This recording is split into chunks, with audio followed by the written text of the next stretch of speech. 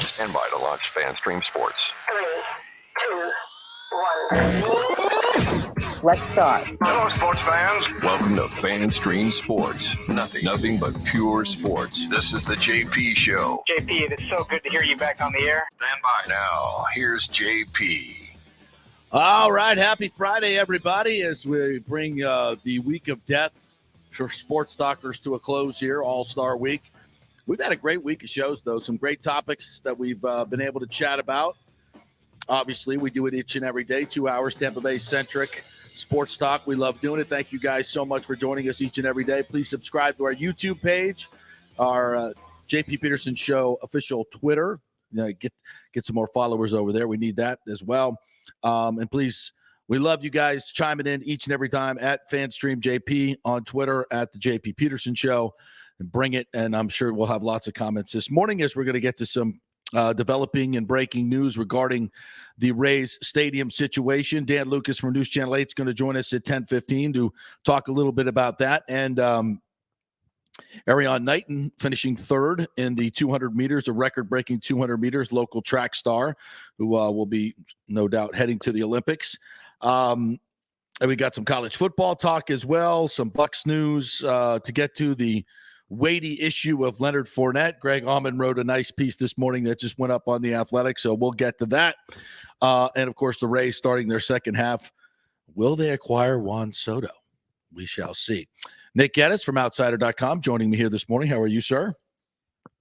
I'm doing great here on a Friday. I feel like, we have had a great little week of shows here without not much on the field to talk about, but certainly we're back in that tonight as the Rays start the second half of their season. Yeah. I've already seen the MLB has slided them in their power rankings. Again, not in the top 10, even though they're better than half the teams record-wise in there, but that's okay.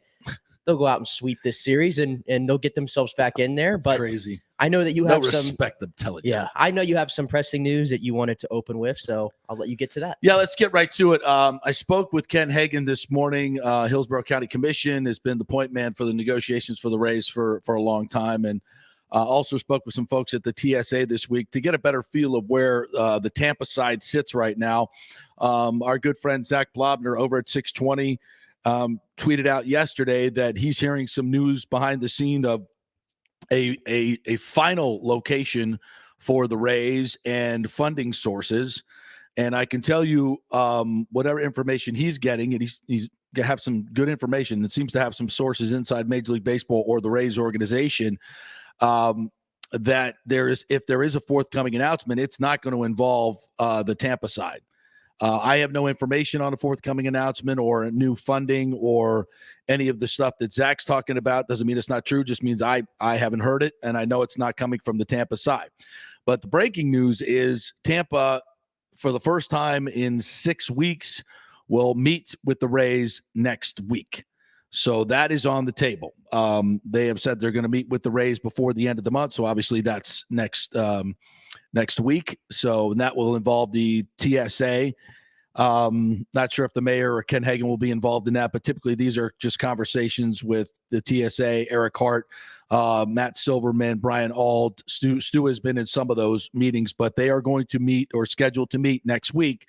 Now, that they're supposed to meet. If that doesn't happen, Stu gets kind of squirrely when things don't go his way or things get reported in the media. So we don't know if it will definitely happen, but it is scheduled to happen. So Tampa, are they back in the game? Well, they're having a meeting next week. And one of the big topics is going to be the development side of this equation. Now, the big problem right now with the Rays and the Tampa side, the TSA, is that the Rays have stopped really communicating their wants and needs to the Tampa side.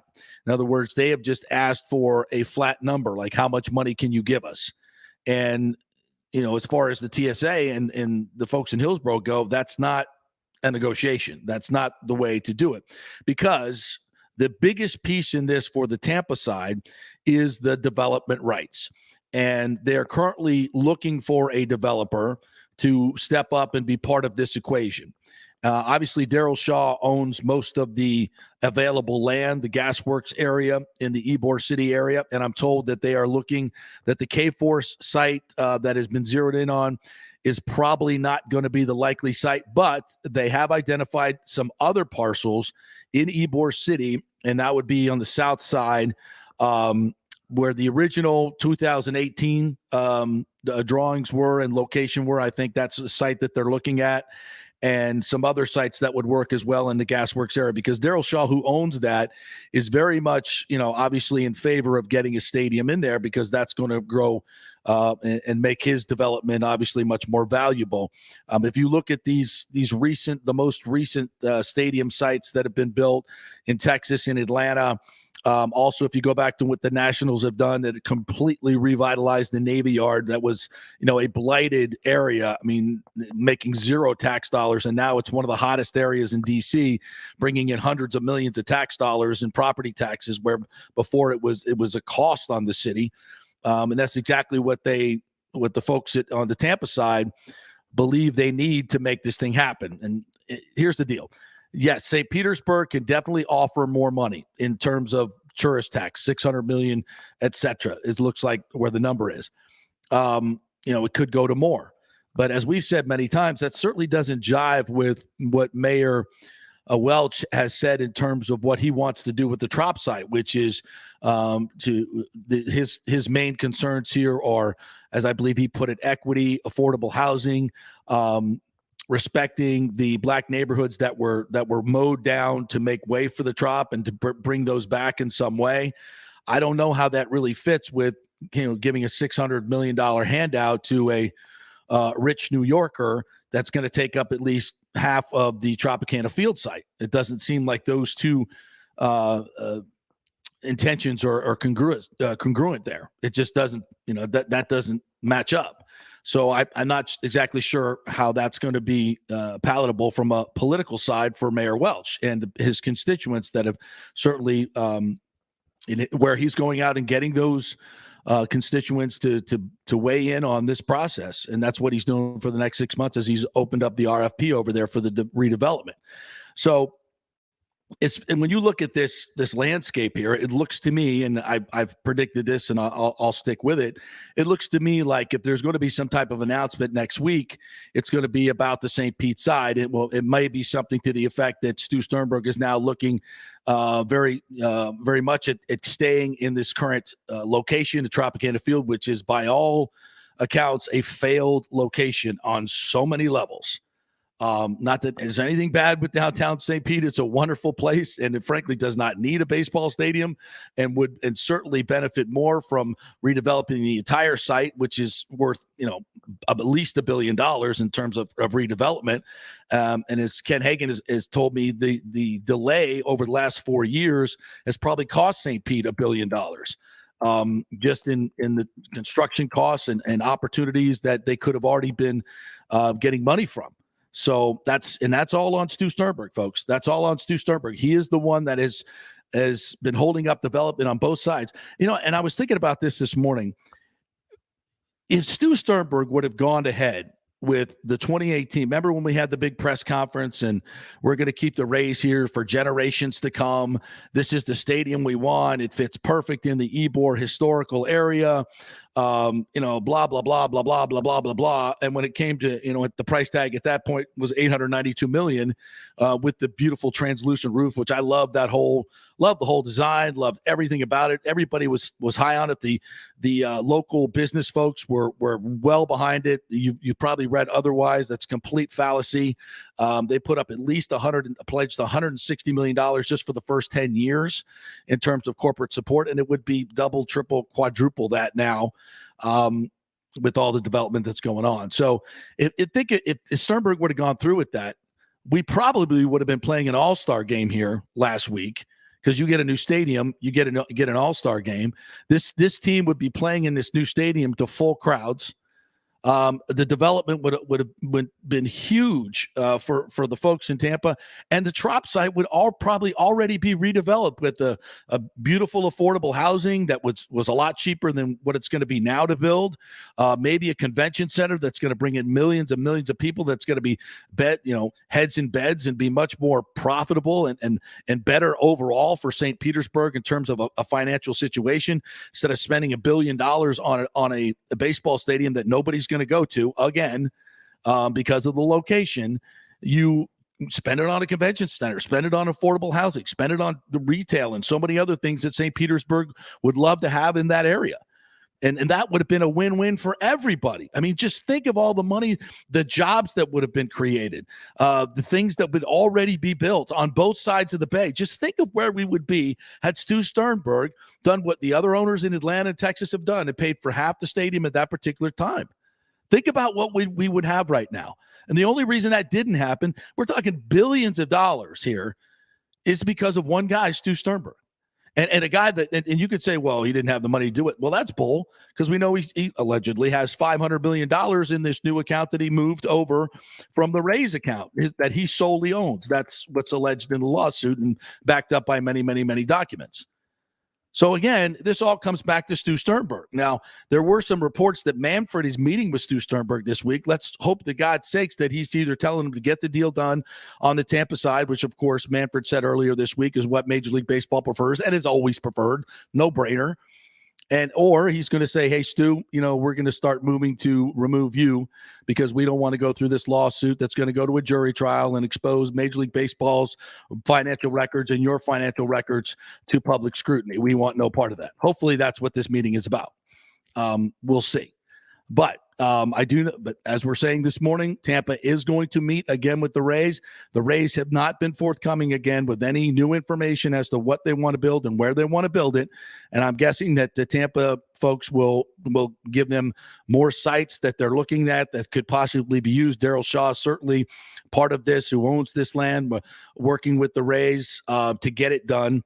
And let's hope that we move forward to that. Now, if these reports from Zach Blobner are true and that there's funding for this finally in a permanent location, again, that's not going to be coming from Tampa side. So my guess is that Stu's going to cozy up to Mayor Welch, and I've said this for months, and say, yeah, we're all in. Let's do this. Let's get it done. Let's start working hard, but bring, baseball here for generations to come, blah, blah, blah, and then back out in 6 months like he did to the folks in Tampa. That's been his MO, and just keep stringing everybody along and in hopes that Hillsborough will step up with more money, because they just keep asking Hillsborough, what's your number? How much money can you give us? And they're like, well, it's about $300 million if it's just a number, but that's not the way they want to do business. You got to look at the development rights, because that's going to be the key to get Tampa over the line in terms of $400 to $450 million to pay for half the stadium. And of course, the Rays need to pay for their half. That's what should be done. That's what's most feasible. That's what's best for the long term of the Rays' viability financially. It's what's best for the majority of the market. Again, 600,000 people within a 30-minute drive to downtown St. Petersburg. That's not changing radically because there's no room for growth. Whereas you're looking at 2.4 to 2.6 million people within a 30-minute drive by 2026 here in Hillsborough County. And how many millions more to the east, Orlando, etc. That's the future of baseball in the I-4 corridor. Everybody knows that. Now, if Stu wants to take the money and run, get a big number from St. Petersburg, we build a stadium there. It's still a failed location. It's serving most of the market. It's still, going to be a weekend thing and not a weekday thing for Rays baseball. Yeah. Would it be better than the Trop? Absolutely. Would it be nice for them to put up an entertainment district around? Yeah, fantastic. I would love that. But that's not what's in the best interest of everybody in the marketplace. And the Rays belong to everybody, not just St. Pete. And the people of St. Petersburg have proven there's really no appetite for building a stadium and using public funds. We've seen that for 15 years since they first started talking about building a waterfront stadium down there. Whereas in Tampa, there's definitely an appetite for it. But the key is going to be to find a developer that's going to work with the Rays, work with the city of Tampa and Hillsborough County, and create something that's more than just a baseball stadium. Now, is that I start thinking of people that are in the development business that have sports connections. That would be the DeBartolos. They have expressed some interest in getting back into the sports business. Now, in terms of baseball, it's somewhat known that Bud Selig was not interested in letting DeBartolo into the Major League Baseball owners group because of his past issues with gambling. Obviously, those issues are done and gone.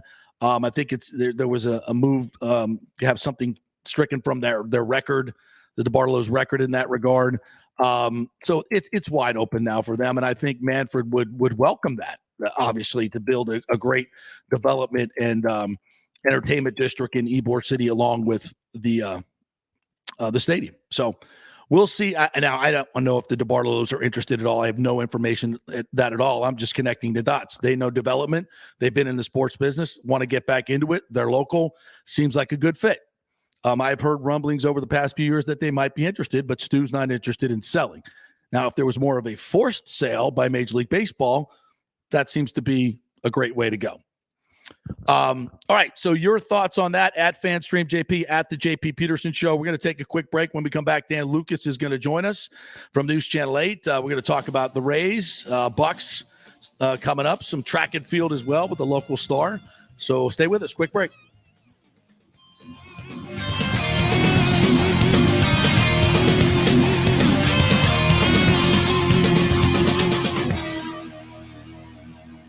The world economy is in chaos, and mortgage rates are going to go higher in the next few months. Meanwhile, home values are up 24% in some neighborhoods of Tampa Bay.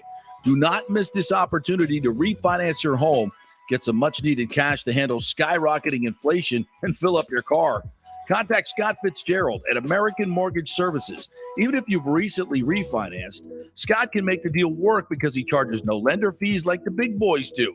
He will also shop your loan around to dozens of lenders and get the best rates and terms. Let them compete for your business. The big banks charge huge lending fees. Customer service is simply a phone number with endless wait times. Scott is local and will personally take your call. Here's his cell phone number. Tell him JP said you could call. 813-294-7595. Scott's done over 3,000 loans, including many coaches and athletes. He will answer your calls and concerns and give you workable strategies to be smart with your money. Reduce your payments. It's not just what you make, it's what you keep. 813-294-7595 or email him at scott@amstampa.com. Military veterans, are you struggling with alcoholism or substance abuse? Is it taking a toll on your relationships and your work life? Are you having trouble focusing? Constantly anxious? Well, you may not be surprised to know that your fellow military vets have your six. Heroes Mile is a new concept in rehabilitation clinics, veterans helping veterans.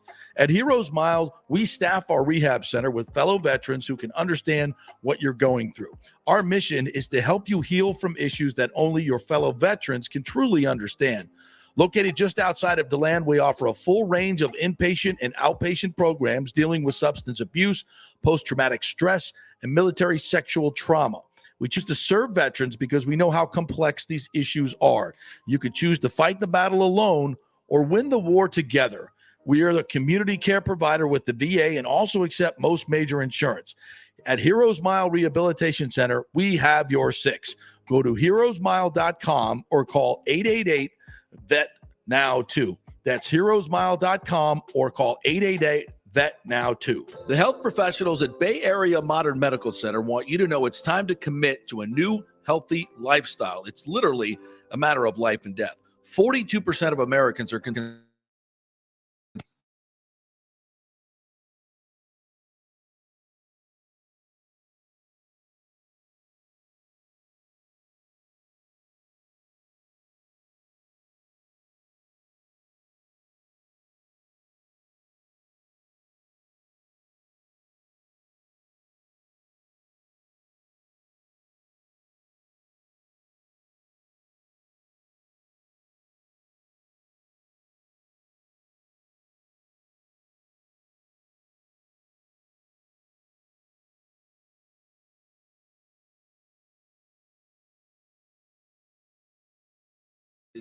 or go to BAMMC.com. Tell them JP sent you for priority scheduling.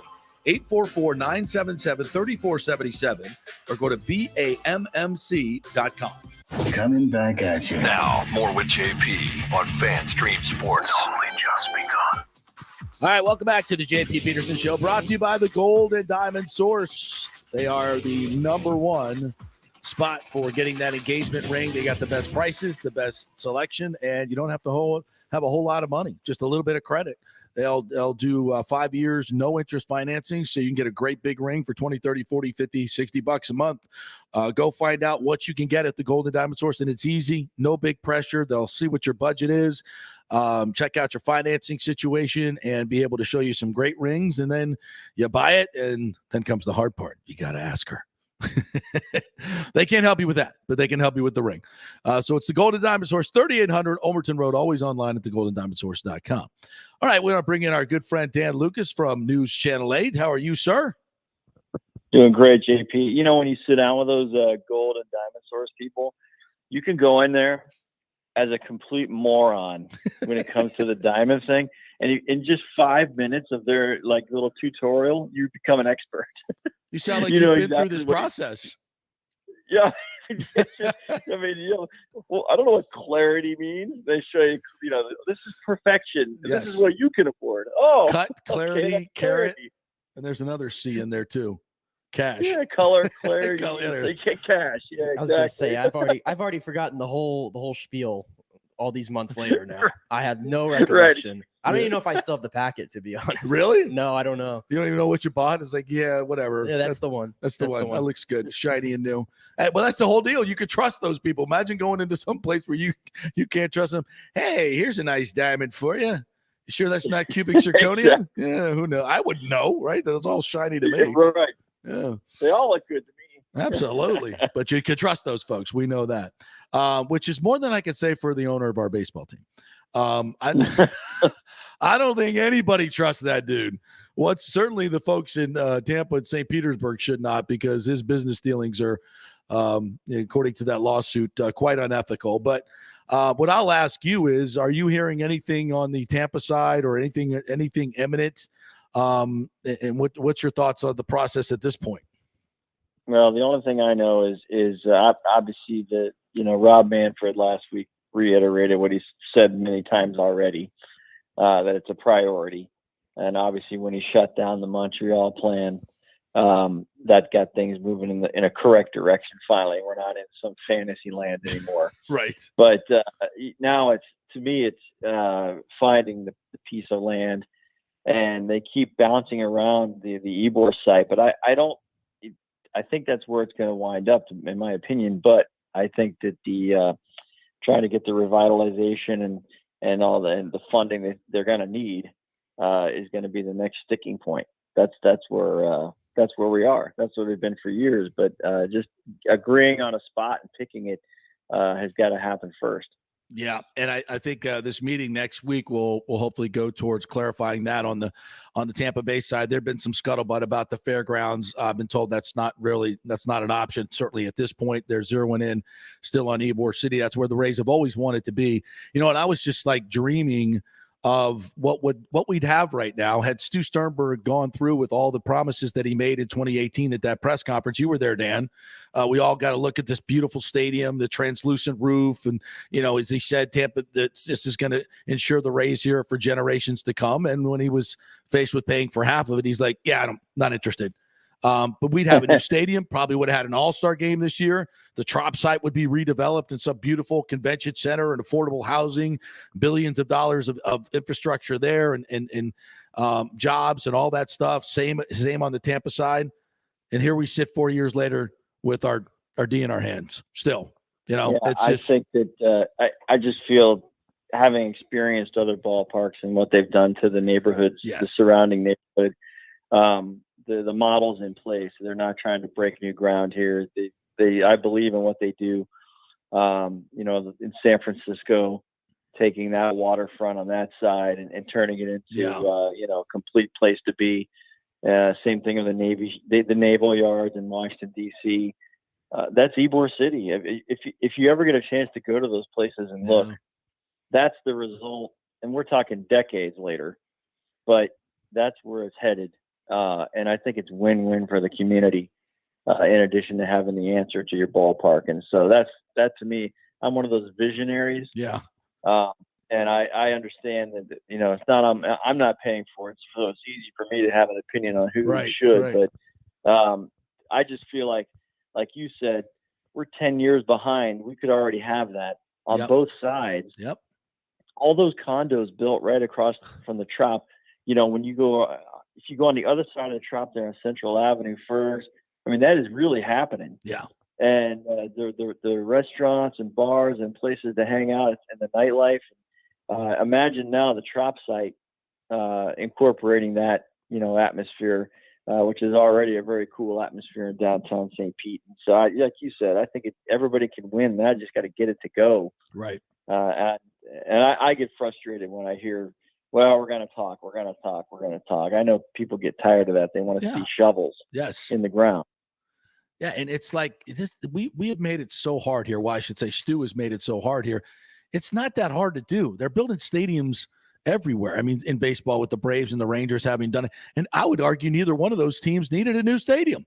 They had perfectly fine stadiums, but they could still find a way to build it and make it better to get more people to come. So, why we haven't been able to do, especially now with as hot as this area is from the development standpoint.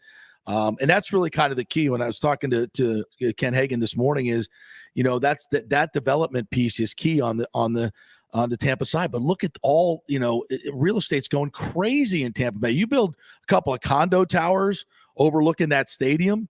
My God, how much was that going to go? They're already going for $1.5 million per unit on Bayshore and downtown Tampa. I mean, even more than that. I mean, if you can't make money in that deal, buying air. Yes, exactly. People are paying $1 million for air. Yeah, it's not even built, and they're buying them. That's what's great about it. Yeah. So let's hope, hopefully it gets done. And what are your thoughts on the Rays the second half? I mean, there's been talk of them going out to get Juan Soto and giving up a lot of prospects.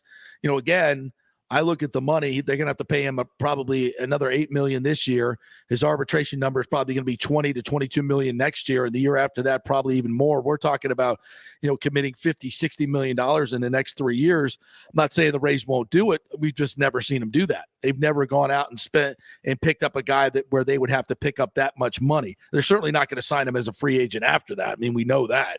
I have my doubts about it because I remember they kicked the tires on Freddie Freeman. Yeah.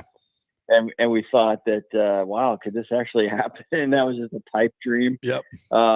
That's what this is. It's the same scenario for me coming down the road here. I think that the good things lie ahead this season for them and the way they've been able to sustain to each injury that seems catastrophic. Now Ramirez, the latest, somehow they're navigating their way through it. And I do think a Juan Soto puts them over the top. I think, you're going to get the top wild card spot. You're not going to catch the Yankees unless the Yankees collapse. But then you're stuck with this next year. And you've gotten rid of all these prospects. That's, to get it for a rental, it seems like a lot for me. Yeah. I just don't see that happening. There are some better options. Hey, we got the mighty Quinn, Roman Quinn. We got he batted 223 with the Phillies earlier this year with a 643 OPS. So we got journeyman 29-year-old outfielder. So we got that going for us. Not quite Juan Soto, but we'll see. I agree. The one thing that do have that they seem to get the most out of guys is the culture and the clubhouse. And I think that guys come here, and I know Kevin Cash's message, kind of like Joe Madden's message, is always been just be yourself. Don't try to be something that you're not, and just be yourself. And I think guys come in and it eases up their mindset. I think that's why guys come here and do well. Yeah, and look, if they can get some guys healthy, especially some of these pitchers, why not? I don't know how they're still in third place with all these injuries, but they get these guys back. They got something special. Now, you were telling me you've done a bunch of stories on this young track star from Tampa Bay who, if it wasn't for the guy running the fastest 200 meters in the history, breaking Michael Johnson's record, he would have won the race. Tell me about this. Yeah. Well, first of all, Michael Johnson was there last night in Oregon working, and watched his American record get beaten by Noah Lyles in one of the best 200s I've ever seen. And Arian Knighton, who's 18 years old, ran 19.49 earlier this year, fourth fastest time ever. Wasn't even close to Lyles in the final last night. In fact, Arian ran slower in the final than he did in the semifinal last night. So and the perspective is, at 18, it's still, we act like we're disappointed that he finished third in the 200 final, but he's growing. If you look at the top guys next to him, he's got to add muscle. He's got a lot to learn. Yeah. And I think he ran a technically poor race to not even be around the curve with 80 to 90 meters to go. It wasn't even close. It was over. He's got some things to learn, and I think that his time is coming. And I think it's an exciting time to watch him compete. And, he medaled. He finished third, whereas last year in Tokyo he didn't medal. So he's picking up things as he goes. He has great coaching because he's a professional. He's not going to run in college. So he's going to get there, I think. But he's also competing against Noah Lyles, who in his mid-20s is in his peak. Yeah. And for us in the Bay Area, we treat it as a rivalry. So we're always going to look at the Aryan side of the rivalry. But Noah Lyles' story is tremendous. And he's been through some ups and downs. He's gone through depression. He's a wonderful story. And the two of them had words a month ago at the U.S. Championships. Lyles beat Knighton at the finish line. And the post-race interview, Knighton walked out on him. And so it created this huge, almost like a prize fight heading into the World Championships. And in the end, Noah Lyles was the better runner. So I think Knighton can take notes and move on, and got the Olympics coming up. So I think it's a great time for an 18-year-old who just graduated from Hillsborough High School. Think about that. Yeah. I mean, runners don't peak till their mid-20s, late 20s. So he's got a long way to go. And Lyles will, obviously age out when he becomes just into his prime. So we could very much have a Olympic champion on our hands here. So it is indeed a great story. And we got Bucks camp coming up next week, baby. You going to be out there sweating it up with fat Leonard Fournette? Is that what you're going to do? I can't wait. There's nothing that says, we've turned the page to football season, like standing outside at 8:15 in the morning, sweating in a polo shirt. There's no other feeling like it. No, there really isn't. In the past, I've said, all right, I'm going to do this. I'm going to do the 2-shirt theory here. I'm going to wear a shirt to camp, and then I'm going to change into a clean shirt to be on TV. That doesn't work either. You get 2 shirts, you need 3 shirts. You need a shirt for every live shot that you do. Absolutely. And I'm joking about Leonard Fournette. I mean, this has become like this huge story that, he was at a donut shy of 260. Greg Allman wrote a story this morning and said, basically he's been working out for the last 4 weeks in Austin. His weight's in the low 240s right now, and will be, I guess he said he played at 240 last year with the Bucs. So, he certainly has taken it much more seriously since training camp. So I expect him to be in good shape when he gets here. I agree. I think who he posed with Gus Malzahn. Yeah, Gus Malzahn. Yeah. I thought he looked pretty good in the picture, and I think when he was here for the mini camp and you saw him in uniform, I'm not going to argue with anybody. He was definitely heavy, but we haven't been through a normal cycle with Leonard Fournette yet. They signed him right before the season started in 2020, and then we didn't have a normal camp last year. So I don't know maybe he's one of those guys that your weight kind of fluctuates when you're in the middle of your cycle of working out heavily or not. But and if he comes back here and runs, who cares? Right. Yeah. I like it. For me, it's when you carry extra weight like that in a sport like football, you're opening the door for soft tissue type injuries. Exactly. And so that to me, we can sit here and go, well, that serves him right. Well, you're hurting the team. Right. So that's where I would, wonder why he's not in better physical condition. But I'll pass judgment when I see him in a couple carries in preseason, and see if he's ready to go. He's going to get pushed. Yeah. I think the rookie's coming in here to he's not going to take over the job. But, Rashad White. He's pushing Keyshawn Vaughn. So the battle behind him is going to push him. And I think they'll be fine. Any other camp battles that you're going to be paying attention to? I think the wide receiver room is crowded. Devin Tompkins, this young, small kid, great story Joey Knight wrote yesterday in the Times about him taking care of his Down syndrome son. He's got 2 kids, I believe, and had to take care of them while he was in college. No easy task, no doubt. And so I think everybody's going to be rooting for him, but it's crowded. I mean, they've got a lot of, Jalen Darden has supposedly come back renewed, and his head's not swimming now with all the new professional responsibilities. You got Cyril Grayson, Perriman is back. I mean, this is a crowded and talented wide receiver group. Yeah, and they're guys that are going to be – the whole league is going to see them. And so for me, when you have a crowded position group like that, and okay, so you're going to – this guy's 1, 2, 3, 4, 5, 6. Who do you tuck away on your practice squad, and how do you protect them every week? Because you're going to probably need them at some point. So you're really looking at 8 to 9 guys you're trying to keep. And then the others, you hate to cast off anybody, but that's a talented group for sure. And once Chris Godwin's back in place, they're going to have to really, navigate who stays and who doesn't. But that's going to be, I agree. I think that's going to be the best position battle in camp to watch.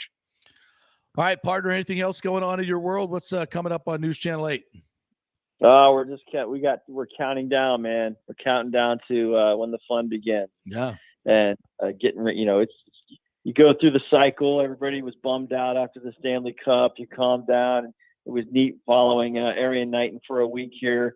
But it's kind of the appetizer for what's coming up. So I think Bucs fans are very excited, and Las Vegas is very excited about the Bucs. So we're just kind of counting down and looking forward to next Wednesday. And we'll want to solve everything next Wednesday. We want all our answers. We never get them, but we want them on day 1. And that's what we're going to try and do. All right. We'll be watching Sunday Sports Extra. What do we call it now? Super Sports Sunday. Super Sports Sunday. We had the talented marketing team of hundreds, crunched the numbers, ran it by the focus group, and had probably a getaway meeting in the Mediterranean, something to come up with Super Sports Sunday. And that's it. It is super. It is super. There's no doubt about it. It is super. Exactly. Sports Sunday. All right, my friend. We'll catch up with you down the line. We'll see you at camp, sweating our ass off. Sounds like fun. All right. Be good. Thanks. The great Dan Lucas there. Camp is special when it comes to we used to be over at Disney. I go back to the University of Tampa days where they used to put the guys up in the dorm rooms in Tampa at the UT, and the beds were so small, like guys' feet their feet would hang over the side. The beds were so small. They're like 6-foot beds. Yeah, it's not going to help. Yeah, I've seen like those old like grainy footages from back in the day, and I think it was John McKay that's like, and he's like, just in full tilt every single day, and these guys are just walking out of this like, is it like a brick building? Was it not? Yeah. And I'm the old trailer park that they were in forever before the new facility was built. Sure as hell ain't the new NFL. No. Hey, they won a Super Bowl with an outdoor weight room in 2002. Unbelievable. I tell you what, though, when I was there at camp last year, and I don't really go to camp often as a fan, and now they've made it impossible unless you're a season ticket holder. Yeah, true. But last year, I hitched on to a season ticket member that I know, and I tell you what, it's so hot out there. Everybody's sweating their ass off, but Brian Ford is the one who's out there hustling. Handing out those frozen pops and waters. And it's worse for him because he's got to wear the collared shirt. He's got to wear the jeans or the pants and the whole get up. And he's the one that's walking around, running around, handing out everything. Yeah. So it's good to see the guy that's in charge. He's enduring it just like everybody else. Yeah, he sure is. It's we've been from UT to and then we used to eat in the dining hall there where the players ate as well. The media would eat there as well. We don't do that anymore. Then was Disney for a while. We did Disney for a lot of we parked the satellite truck over there, but Disney's Wide World of Sports, and that was interesting for a few years in celebration. And then when they got the new facility built, they just come back and train here, which is obviously the easiest way to do it. So, yeah, it's been we've been through some different fun stuff, no doubt about it, covering training camp. But never before have we gone into a training camp with a season like this with Tom Brady. The COVID access has waned now. So it's going to be different. Should be fun. Yeah. By the way, a little Bucks note here that I saw. We talked a little bit yesterday about the demand for the game in Germany. This was just reported while you were talking to Dan. I don't know if you've seen it yet, that the NFL says it was like completely overwhelmed by ticket demand and said that right as the tickets went on sale, more than 770,000 people simultaneously got on that site and were trying to get tickets the second they opened it up. Wow. 770,000 people. I heard that the queue was 2 million, that people were like getting notifications like you are in the queue, and it's like 2 million people in the queue. Well, it checks out. My advice to you is when you see that, don't stare at the little bar that's going down, because it's going to be a little bit. While. Oh my God. Yeah. A lot of Bucks fans are kind of pissed off about it, but again, it's an international event. It's Super Bowl-esque when it comes to Germany. It's going to be a tough ticket to get, and for season ticket holders who are must number now in the 40 to 50,000s, there's no way the Bucks were going to be able to accommodate everybody that wanted to go over. And I think they did sell some packages for like $400 to $700 that included a game ticket earlier this summer. But I think some Bucks fans wanted to just wait for the general sale and see if they can get their own tickets because they already have their own accommodations and transportation to the game. Well, that didn't work out very well. And they're pissed. And isn't the whole point, though, of going over there is to grow the game in Germany, is it not? Yeah. So naturally, you got to let the people in Germany fill most of those tickets. Yes. You Bucks season ticket holders have 8 home games, 10 home games with preseason, I think. That's your opportunity to see the Bucks. And like I said yesterday, the atmosphere, if you want to go to a good atmosphere, go to a game of Raymond James. Yeah, exactly. Have the cannon going on when you score. The pregame is great. I mean, I know it's hot. Don't get me wrong. That part of the atmosphere I do not like. But if you're going to be watching this Germany game, the best place to do it, like I said, is right in front of your TV. Yeah.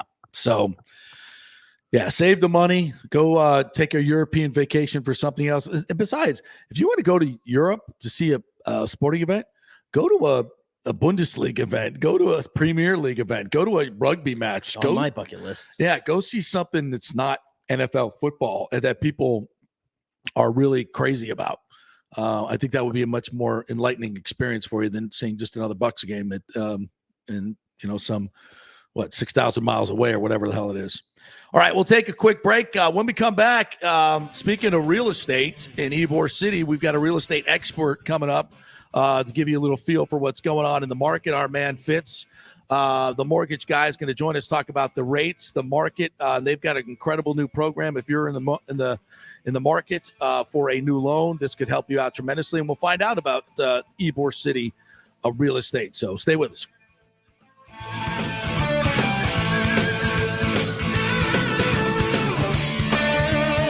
Cryptocurrency is all the rage today. The market cap for the industry is now over $1 trillion. And you read about people making millions of dollars, right?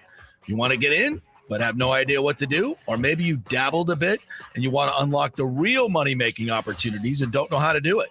There are over 10,000 tokens and thousands of decentralized finance exchanges to navigate. So what do? You go to DeFiLava.com. The folks at DeFiLava.com are in Tampa Bay, and they work with you directly to set up custom accounts, answer all your questions, and provide market analysis. Decentralized finance and cryptocurrencies are here to stay and will change the financial markets as we know them. Get in the game.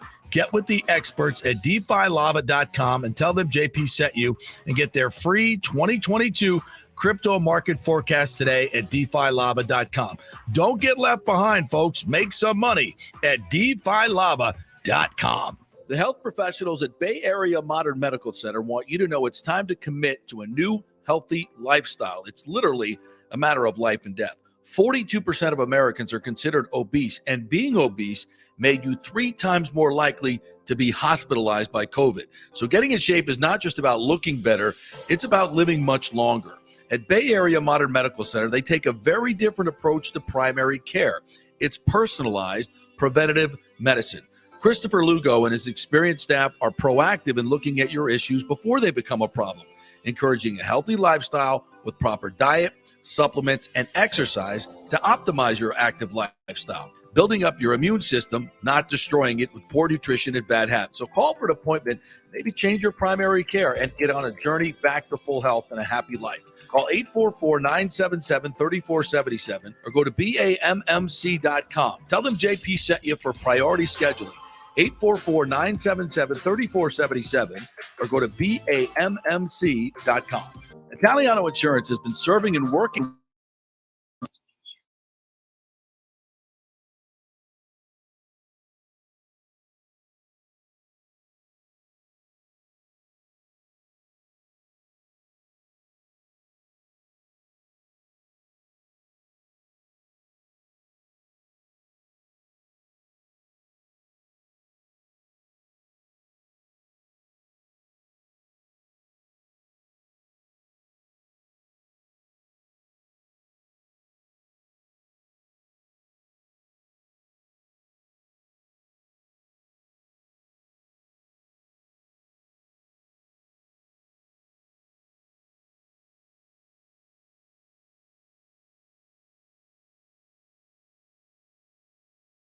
it's too late.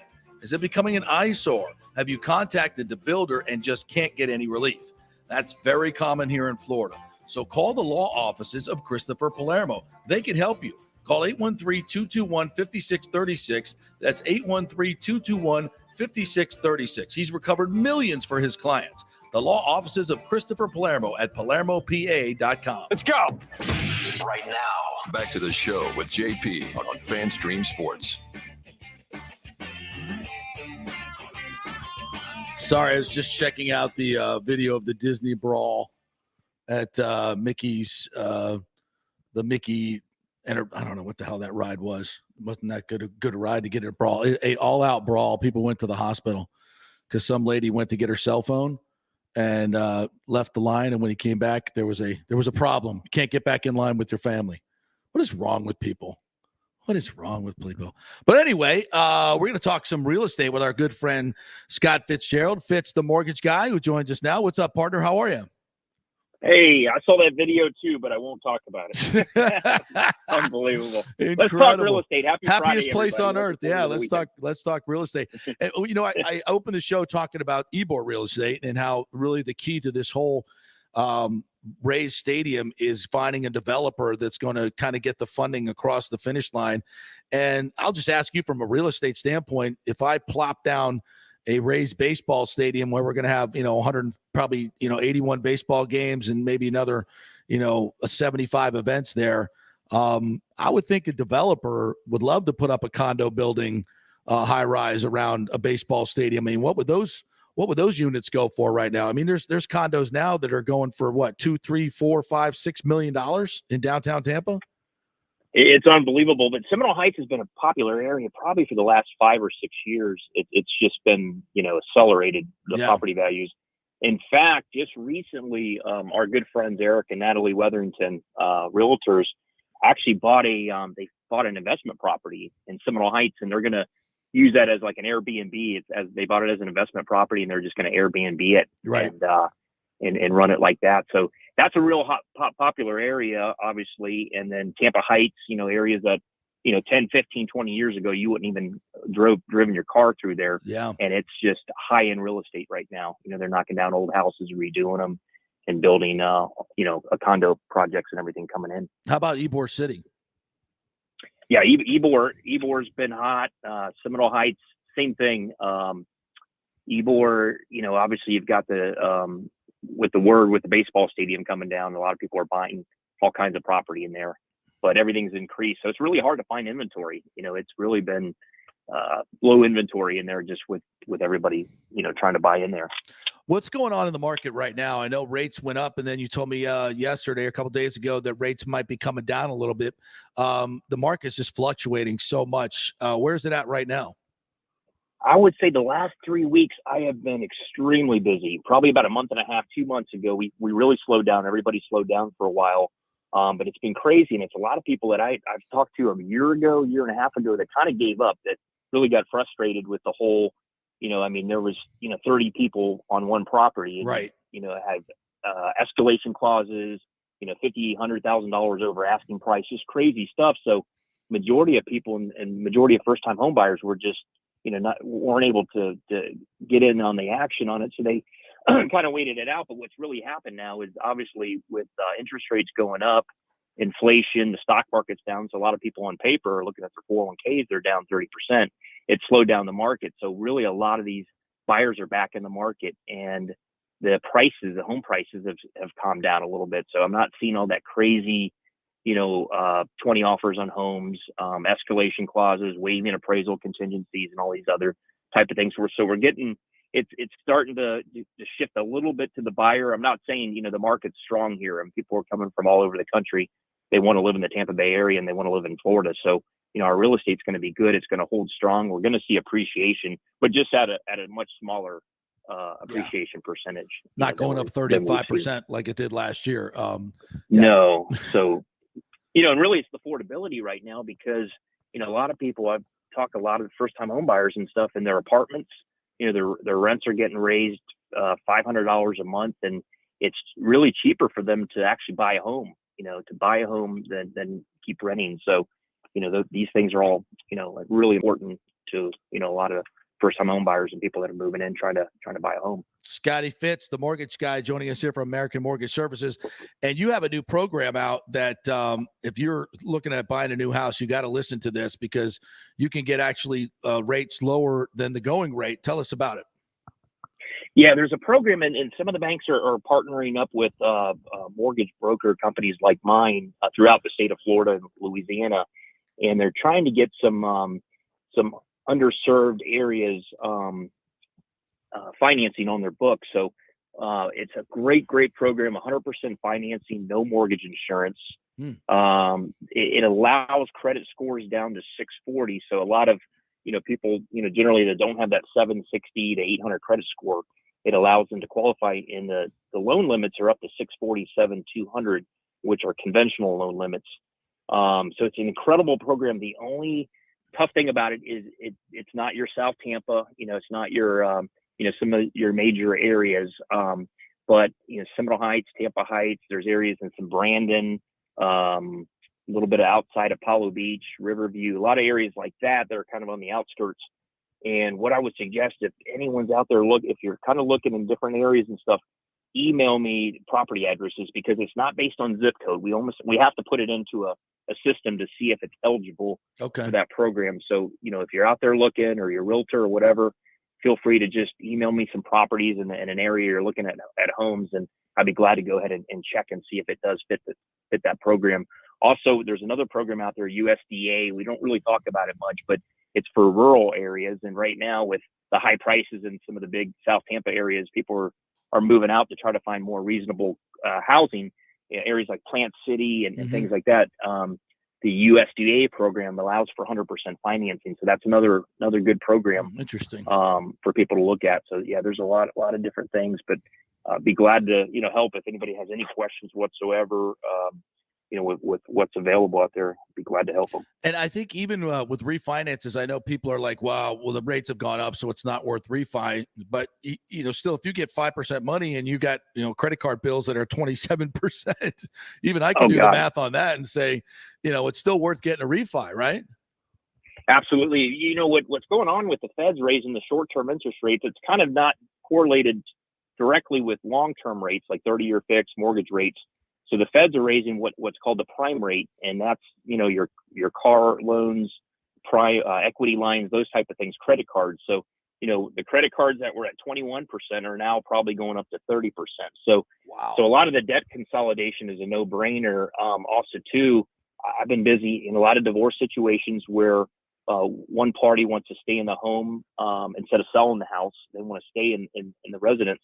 So we're doing, quite a few refinances, just buying out the other, the equity. Right. A lot of people have large portions of equity in the home. So, obviously to divide that, one party stays in the home to keep it, and then we do a cash out, and we're able to, pay out the spouse so they can go buy their own home, with the proceeds of equity they've got in their house for their down payment. Lots of options there for you. And Scotty is the man to hook you up. You could just ask Nick, because Nick got his deal done through Scotty and did a hell of a job. So we appreciate all you've done. And Scott's done 3 of my loans as well. So he's the best in the business. Scott at AMSTampa.com. I'm a huge Florida State fan as well. You got a prediction for this season for me? Man, I don't know. It's going to be. I think we'll have a winning record. That's what I'm going to go with. I see improvement. I like our coach. It's just college football's upside down right now. It's like really with all the NIL and everything that's going on. It's the wild west. So we'll see kind of how everything shapes up in the conference play, and really the team that scares me is the Hurricanes. Cristobal coming in there and all the money they've been throwing around. They've been stealing a lot of good guys that were going to Georgia and other areas. Miami's getting so I think we're going to see the Hurricanes in the mix relatively soon. So we'll see how it all plays out. All right, partner. I know I'm going to see the opener in New Orleans, FSU LSU. So I hope you join me. We could have some fun. I'm going to watch that on the beach. All right. I haven't been down there all right. this year. Not a bad option, my friend. Not a bad option. All right, Scott at AMSTampa.com. Email him, and he will take care of your refi or looking for a new home, or you want to get part of that new program. He will help you out. Thanks, Scotty. Appreciate it, buddy. Sounds good. Have a great weekend, guys. All right, and we thank him for obviously advertising on the show. To continue to bring you this great 2-hour extravaganza that we bring you each and every day. So there you go. And you're a new homeowner now, and thanks to Scotty. Yes, I am. You feel good about that? Not making that rent check every month? I haven't paid any rent checks. I don't know what you're talking about. Oh, that's right. Yeah. But the best advice to you is when you turn 18 and you think you want to move out of your parents' home, don't do it. Don't do it. Don't dare start saving. Huh? Start saving. Just start saving. Yeah. That's Live smart. at home. You get free meals. Yeah. Dinner's provided for you every night. Well, not when I was living at home, bro. Not even when I was married. And hey, I've had a more privileged sense. Sometimes you get a great mom like mine. You have to have a great mom. That doesn't charge me a dime for really anything, and it works out great. So and it's allowed me to move out now when I'm 23. Now you're going to be moving out though. She's going to be crushed. I know. We're moving out a lot sooner than we thought too. So mom, empty nester. Well, of course, you went to college. It's not like you were there the whole time. Yeah, but a little different here. Both kids now out of the house. Oh no, Mom! What are you gonna do? Here we go. What are you gonna do? Yeah, I never really had too much transit. And being a divorced dad, you get used to being on your own for a lot of time. So it wasn't as bad. It wasn't as bad for me. Others don't handle it as well. That's for damn sure. No question. But much better to be a homeowner these days than renting, because rents are just going through the freaking roof. And it's just money that's just going right out the door. You get no equity, no nothing. All right, we'll take a quick break. When we come back, we'll recap a little bit of what we've talked about, the breaking news at the top of the show. There's going to be a meeting next week. We'll tell you all about that with the Rays and the TSA. We'll also get into some college football talk. Wait till you hear what Jimbo Fisher said yesterday. Maybe not as good as his last press conference, but still pretty good. Stay with us.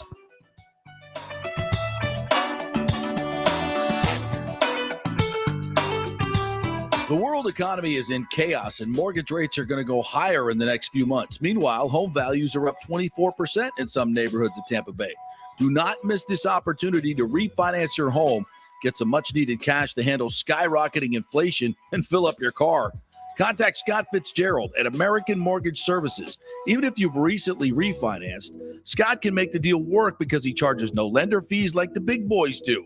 He will also shop your loan around to dozens of lenders and get the best rates and terms. Let them compete for your business. The big banks charge huge lending fees. Customer service is simply a phone number with endless wait times. Scott is local and will personally take your call. Here's his cell phone number. Tell him JP said you could call. 813-294-7595. Scott's done over 3,000 loans, including many coaches and athletes. He will answer your calls and concerns and give you workable strategies to be smart with your money. Reduce your payments. It's not just what you make, it's what you keep.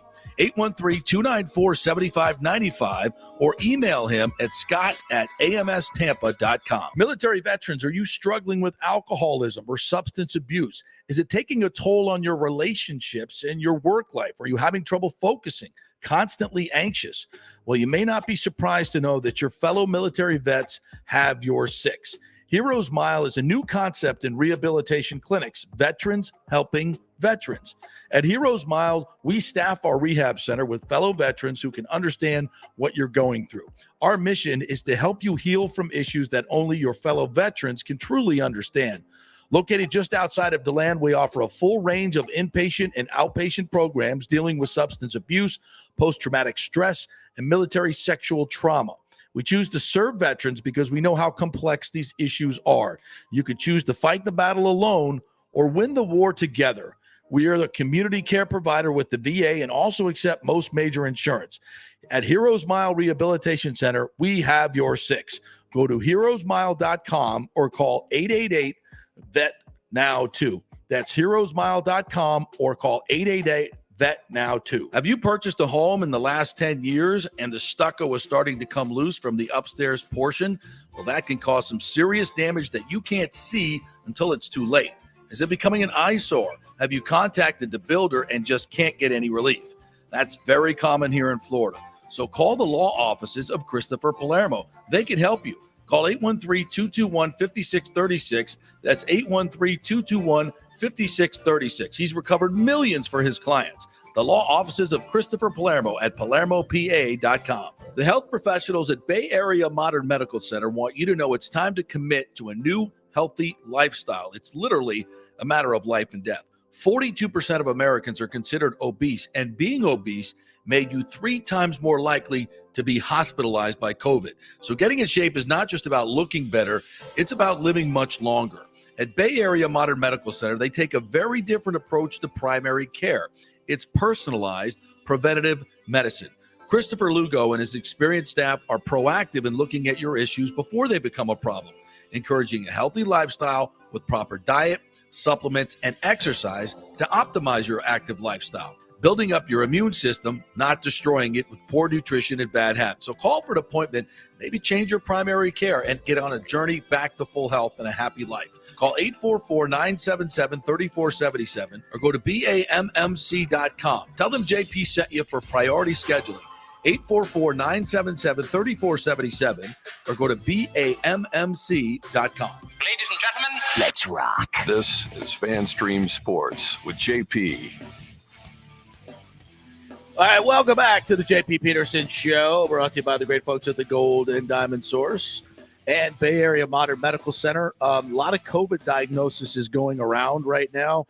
We talked to Chris Lugo from Bay Area Modern Medical Center last week, and he has a great protocol for COVID that's been around since March of 2020. Helps a lot of people, involving antivirals, ivermectin, and other protocols. We had him on last week to talk about it and has had great success. So if you get COVID, BAMMC.com. You'll go to the emergency room and they might tell you they can do nothing for you. Like, I talked to a guy just the other day that went to an emergency room in Dallas, and he said the doctor literally told him there's nothing that he could give him and sent him home.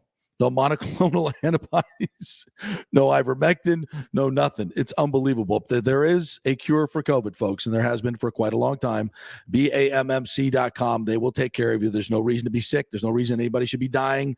The antivirals work tremendously well with this protocol, but you got to get it done within 3 to 5 days of symptoms, and you will be fine. So BAMMC.com is the way to go if you get COVID. If you know anybody who gets it, tell them that's where to go. Because a lot of doctors won't do what they should be doing, but Christopher Lugo will. All right, as we start at the top of the show, and we've had a lot of guests here, so I haven't let Nick jump in here very much on today's news that the TSA is going to meet Tampa Sports Authority is going to meet with the Rays next week. And they have not spoken with the Rays in 6 weeks. In their last meeting with them, and their last communications have been very let's just say that the Rays aren't sharing much information, and where they were very engaged in years prior, they have not been. They just want to know a number from Tampa Sports Authority and that side, and that's not the way to do business. Obviously, you want to get involved in the entire project. Ken Hagan, I spoke with him this morning, told me that part of the emphasis right now is to find a developer, and Daryl Shaw may be that developer, but he needs another partner with, we're talking big money. Like Bill Gates came in with $3 billion. That's 56 acres of waterside that they did in downtown Tampa. If they can find another developer that wants to come in and do something similar into the gasworks area where he owns all that property, that's really going to be the key to the whole deal. And frankly, in talking to Scotty Fitz and other real estate people, that shouldn't be a real hard sell because of how hot this area is right now. So, but you got to get the Rays to the table. You got to get them to pick a site. They're now looking at alternate sites in Ybor City. They have a couple more sites. The original one that in 2018, I think something near that is also still in play. So you don't have to worry about the height restrictions on the roofs because that's outside the historic area. So they're going to look at some other spots in Ybor City. So we'll see what the Rays come to the table with because they have not been very forthcoming. I know my friend at 620, Zach Blobner, reported yesterday that he's hearing that there's some concrete financial options that are going to be put on the table, a final destination for the stadium. That is not coming from the Tampa side at all. So if there is something imminent coming, it is not going to be in Tampa. It's not going to be the fairgrounds. It's not going to be Ybor City. My guess is this is exactly what we predicted when the Montreal thing went to hell, that Stu is going to cozy up to the folks of St. Petersburg, lead Mayor Welch along, which, of course, Mayor Welch has now suspended the old RFP and opened it up again. So they're doing another 6 months waiting on the Rays to commit, which, of course, 3 other mayors have gone through the same dog and pony show with Stu. And my sense is he'll cozy up to St. Pete, try to get Hillsborough to come up with more money. Get a developer involved on the Tampa side, and then tell St. Pete, sorry, you wasted your time and your effort, your money. That's just the way that's been the historical process here. That's what I expect. So does it mean it's going to get done in Tampa? I still think that's where it's going to end up. I still very much believe it's going to be Ybor City. That's where Major League Baseball wants it. Rob Manfred said that last week. Manfred is supposedly having a meeting with Stu this week. That had been reported. Hopefully that will be a time to inform him that he's moving him out of the ownership deal because they do not want to go to trial with this set for jury trial. This lawsuit with his partners is still set for a jury trial, which means discovery for the Rays. They have to go through depositions, which exposes all their financial information and some of Major League Baseball's financial information, and they will never let that happen. So this is a critical time, and hopefully this starts moving everything forward to the place that is best for the entire region, which is on the Tampa side. And that's what's going to be best for generations to come, because that's where the growth is. So if you want to comment on that, you can always jump on our YouTube comment section or our Facebook comment section and pop it up there. You can also at FanStreamJP, at the JP Peterson Show. We'd love to get your comments and your thoughts on the latest news here. And if it's, again, if it's going to be on the St. Pete side, it's certainly a better situation than it is now with the Trop, but it's a failed location and it's not what's best for the entire market. Your thoughts, Nick Geddes? I'm becoming into the camp of show me the shovels. I'm getting to that camp at this point. I'm going to keep saying what I've been saying the past few weeks in regards to this topic, and that is things get done on a deadline. And I understand that this has been going for a while, and I would love for it to all be signed, sealed, and we're ready to go tomorrow. And I still feel like it should have been by this point. But the reality of the deadline is 2027 is when this lease is up, and you need a good 3, maybe 4-ish years to probably with a roof, it might be a little bit more to get this whole thing going. So I still think we're at least a year away from getting anything definitive on this. Until then, we're all going to talk. We're all going to get in a meeting room or however they do it. I don't know, but I still feel like it's going to come all the way at the last hour. is when we're finally going to get this, because it's going to be like guns to the head. Let's go. Yeah. Where are you going? Unless Major League Baseball steps in. Major League Baseball intervenes and gets in. And I think I said this on Tuesday's show or Wednesday's show, whatever it was, after Manfred's latest comments. I would just like him to put more pressure on in public, maybe on the Rays to get something done. I just feel like it's all focused from his side on what's going on in Oakland and what's going on in Las Vegas. And the quotes about the Rays are just very vague in my opinion. And I feel like there needs to be more transparency there with what he's talking with the Rays. And maybe there's I think he said he hadn't spoken to the Rays in like months anyway. Right. Which I think is an alarming thing at this stage in the game. Well, Stu's pissed at him and all the other owners for, messing up his dream of the Sister Shitty plan. Perhaps. To me, though, like you said, like there's no feasible spot in St. Pete. I guess if we had to pick one, let's open all of our avenues here. Let's say his meetings with St. Pete are genuine, okay, and this is a real option. Where in St. Pete could it be built where you would go, okay, like I can live with that? Well, it's got to be closer to the bridge. I mean, it just has to be. Carolina area would be better. The Gandy, maybe the old dog track site would be better. But it's still not accomplishing what you really need to do. It's not 100% we need to do, but we would agree it would be better. Yeah, I think it would absolutely it would be better. No question. Downtown St. Pete would be better off without the Trop there. It would be better off with to fulfill his mandate by the voters of affordable housing, equity, replacing that history of those black neighborhoods. Yeah, that doesn't jive with putting a baseball stadium and giving $600 million to a rich white guy from New York. Doesn't really. I don't think that's what the constituents are really looking for this public money to go to, right? So, I don't. Why do it over there when you have a better option that's better for the market? And I get it, money comes into play, but again, people just act like this $600 or more $1 million of tourist taxes. Well, yeah, let's just put up a bill. Well, what could you use that money for? That would be better than a baseball stadium that people are not going to come to. That's proven. They will for the first couple of years for the novelty of it, but you if you're going to build a huge entertainment center, and you need people to be there on a nightly basis, not just on the weekends.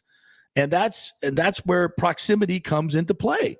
Nobody's just going to go to when baseball season's off. They're not just going to go to the entertainment district in downtown St. Pete. And by the way, if you build that entertainment district in downtown St. Pete around the Trop site, you're taking away from all the restaurants and bars that are further down Central Avenue.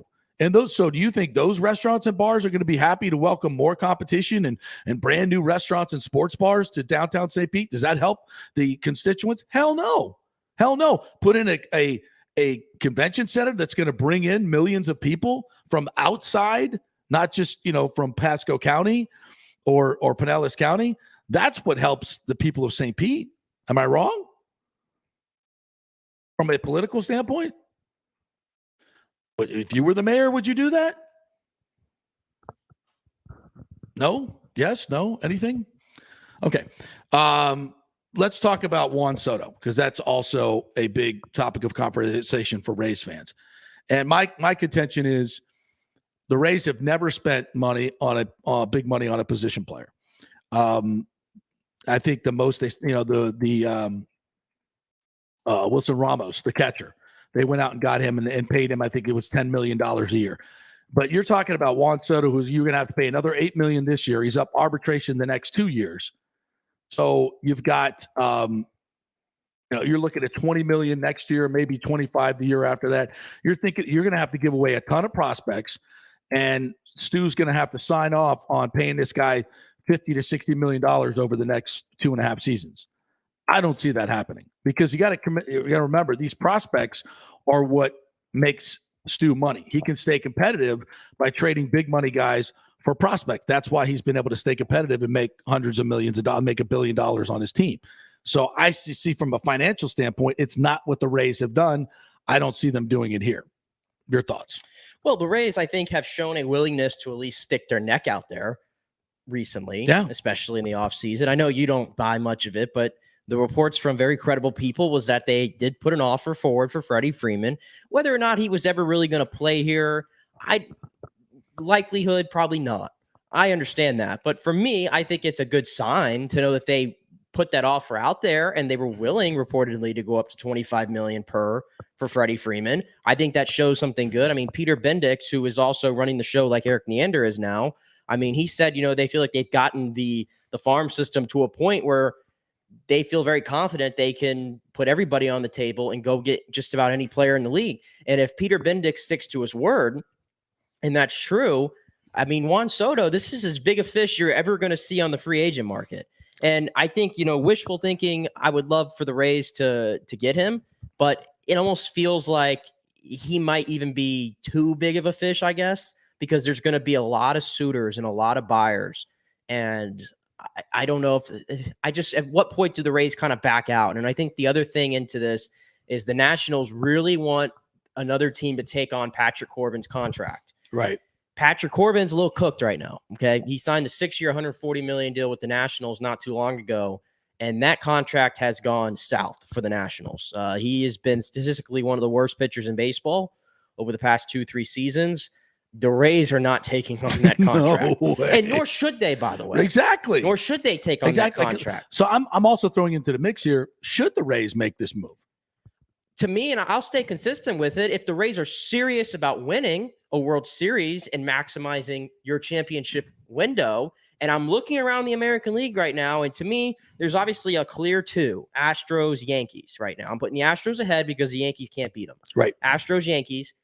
The Rays are a dogfight with about 6 or 7 teams for the third spot. Mm-hmm. To me, adding Juan Soto to this lineup, even with the injuries the Rays have, even with whatever you're going to have to give up to get him, I still think that puts the Rays over the other teams. Yeah. I think that's clear as day, and it provides a jolt. Maybe he gets going a little bit more. He was coming around going into the All-Star break because he was slumping to start the season. I think that you can't hold on to prospects forever, and at some point you have to make the decision, okay, who's the guy that we can go get now with these prospects? And I know the caveat is you only get them guaranteed for 2.5 years. I get that. And the Rays have virtually zero shot of getting this guy in 2024. Yeah, $500 million contract. And that's probably where I think that's where the Rays will probably back off a little bit, because if they're going to finally jettison all the prospects, I think they're going to want to be assured they have this guy for a long time, or they can bring him back in. But that's going to require you spending a lot of money for regardless of who it is. And that's not happening. They're not signing him to another deal. And if they are, it's going to be a sign and trade for the most part. And I'll remind people, I was going back and forth with Matt Germain, who's very, very, very knowledgeable on Twitter about the Rays prospects. And I agree with you. We do have a lot of prospects, and at some point you got to give up those prospects to get that player. And I would contend it's better to get a position player, because we can't get those guys in free agency. Like Freddie Freeman, they don't want to play at the Trop. Because it's not a hitter's ballpark, number one, and it's bad on their bodies, number two. It's empty most of the time, number three. So guys don't want to come. Position players don't want to come here. So you're going to have to trade to get a great position player, a great hitter to come here. And this is the opportunity to do so. But, the Patrick Corbin thing is a non-starter for the Rays, and I think it seems to be very much a priority for the Nats. So if they can't get past that, then, the Rays have to overwhelm them with even more prospects. And if I'm the Nats, I'm making this deal. I'm looking to, I want to remake my team. I want to get rid of that contract. I want to, I hate losing Soto, but you got to, if you get a bunch of good players in return, because they just, they've got obviously some pieces, but they're just so far from contending, I think. They're not even close. Yeah, they need a lot. Yeah, they need a lot. And so you can remake your whole organization with this one deal. And I think that's what they're trying to do. But I also think they're trying to get rid of that Corbin contract. They're not going to make the deal with the Rays if that's part of it. This is not going to happen. Nor should the Rays. Nor should they. I would never take on the Patrick Corbin contract. And maybe you could say, okay, well, the Rays can fix him, yada, yada, yada. No, you're not paying him $23 million, $24 million per, whatever it is, to try to fix him. It's just not going to happen. But if you're the Nationals, it's like the other thing you have to keep in mind here with a package, and I think the Rays can present the Nationals with probably one of the best packages of any team. None of it's going to ever match up to Juan Soto. It's just not. I think we have to keep that in mind. Everybody's throwing their mock packages out there. I've thrown my mock packages out there. Now let's go ahead, throw yours out there that you were talking about. That's because there's a, people don't know this. There's a ranking, that we can put numbers on everything. How, accurate it is, I don't know. But there's every player's assigned a trade value, right? Yeah. According to their WAR numbers, their prospect, according to who they might be if you're a prospect player. And you kind of try to equal it out, right? Yeah. The numbers. It's like that old chart that Jimmy Johnson came up with for draft pick, what they're worth. So it's subjective, but it's something that you can kind of use. Well, here's the thing. So they need minor leaguers, obviously, that prospects, top prospects, and they want some major league players they can plug in right now as well. I'll start with the major league players because I think this is the most trickiest thing.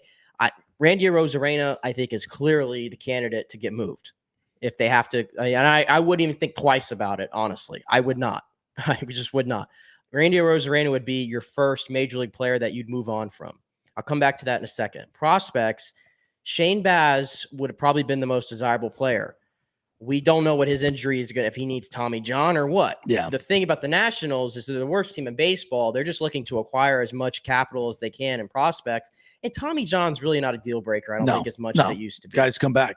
Better. Come back fine. And Shane Baz, I think, we love Shane Baz. Haven't gotten to see enough of him, in my opinion, yet. But I think he would probably be my first prospect that I'm starting at. I still consider him a prospect. Taj Bradley, who I know everybody's excited about in Double-A.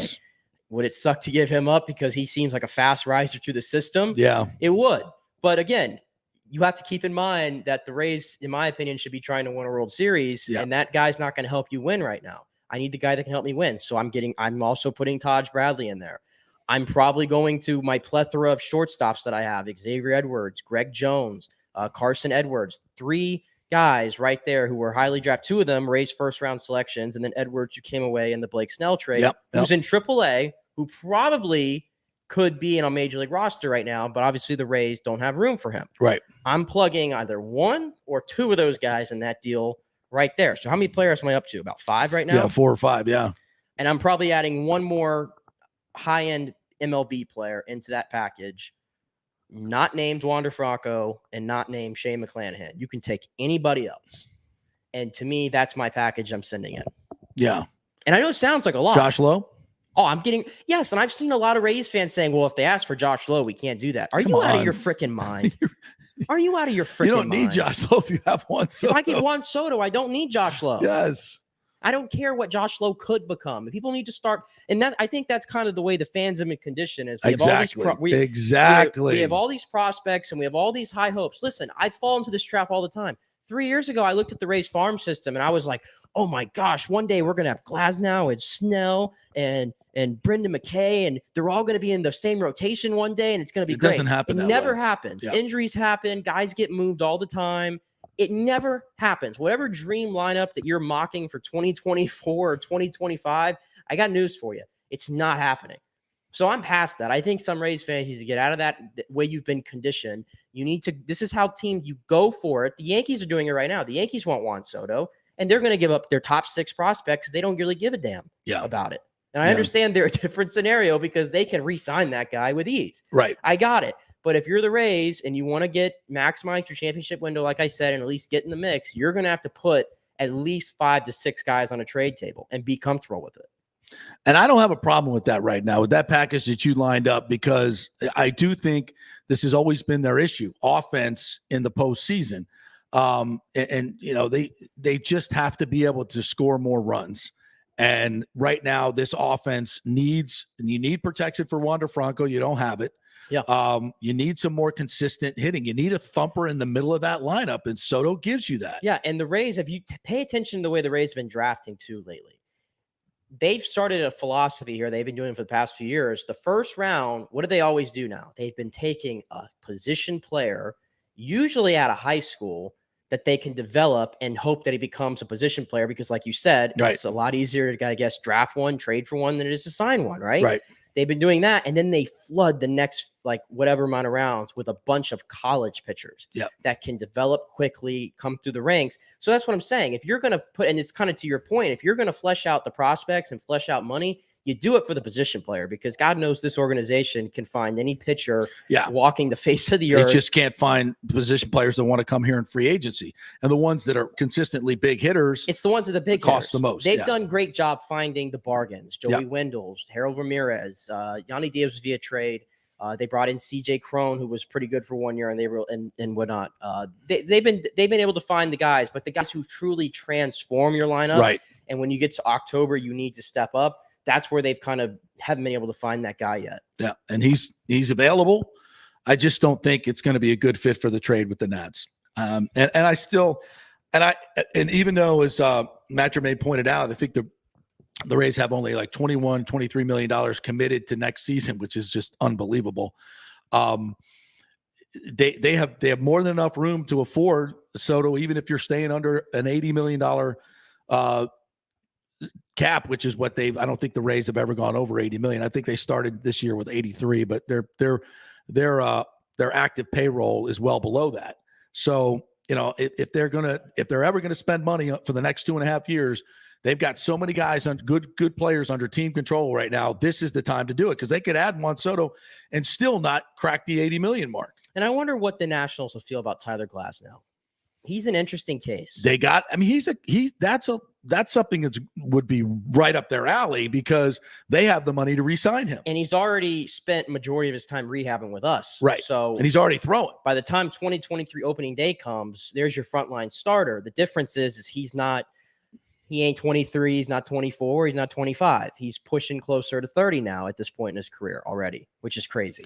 I mean, I would definitely put him in the consideration, but I also value him tremendously. I do for next season because I think next season this team could be really, really good. And that's the flip side. The Rays, if they stay put with what they are, with what they have right now, next year's team looks like it's going to be maybe the best. But they still need a bopper. We always say it. They still need a bopper. Yeah, they're going to need one for next year. Now, again, are they going to be able to find one on the free agent market? No, but it's gonna have to be a trade. And here's the thing, though: Soto ain't the only hitter. You can't. It's what I was gonna say. Yeah. Juan Soto is not the only guy out there. I mean, if you want to make another trade with the Nationals, by all means, if you want to bring Josh Bell in, that works just fine with me too. Yeah, I won't complain about that. You won't have to cost give you a hell of a lot less. You could probably give up. Instead of giving up a package of 6 prospects, you could probably give a package of 1 really nice prospect and maybe a major leaguer and send back for him. That seems much more likely to me. That seems like more of a Rays thing to do, and I'd have no problem with that, by the way. Much more congruent with what they do and how they do business. That would be fine. That's another. They just got to get somebody. They got to get a thumper. And I think it transforms your lineup because it just makes it so much deeper. And then if then the ifs and buts and candies and nuts. If Brandon Lau can come back and start being the hitter that we know he can be. Good start. Yeah. I mean, get on base 7 times in 2 games. Yeah, good start. And when he starts seeing it, when he's hot, he can carry a lineup. He will carry your ass. And Randy Arozarena started getting going a little bit. I know it was against Baltimore, so I'm going to put a tad bit of an losing Ramirez is just such a losing Harold sucks because you had the Rays 1 through 6. I mentioned like a couple weeks ago, looked like it was so set, starting to get. It was so set. I want to see Sock Paredes get back into. I know he wasn't going to sustain what he had, but I want to see him get that consistency back as well.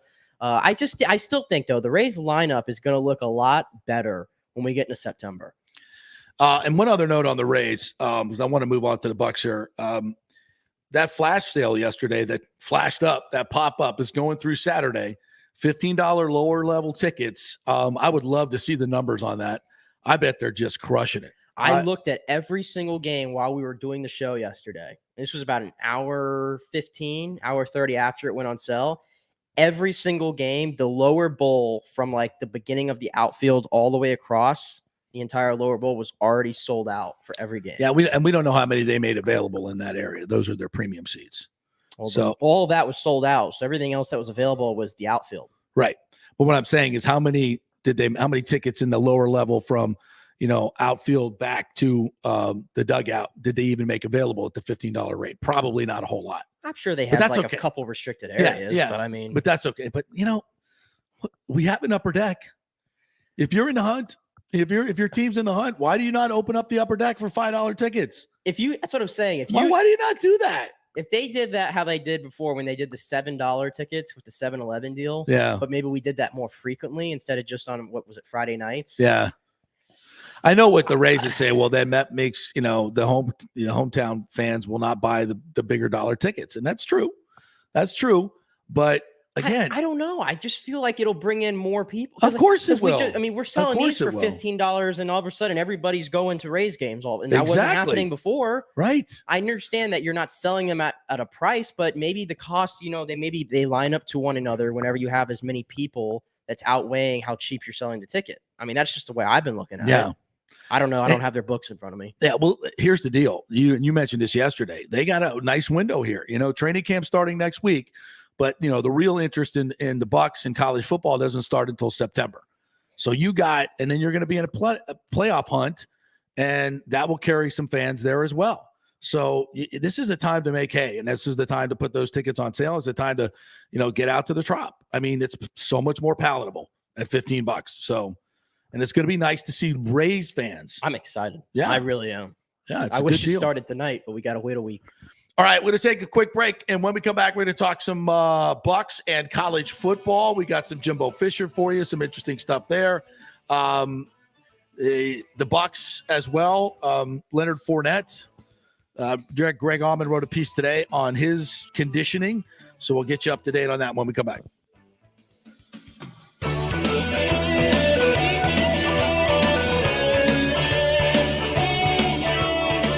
Italiano Insurance has been serving and working in our community for over 60 years, and it's not just about insuring all the pieces of your life. Italiano is as much a part of Tampa Bay as the Cuban sandwich, Gasparilla, and our Bucs, Lightning, and Rays. They're also active supporters of great charities like the Humane Society, Metropolitan Ministries, and local pediatric cancer centers.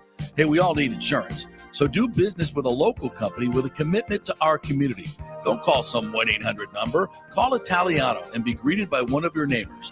That's 813-877-7799 or ItalianoInsurance.com. Named the Small Business of the Year by the Tampa Chamber.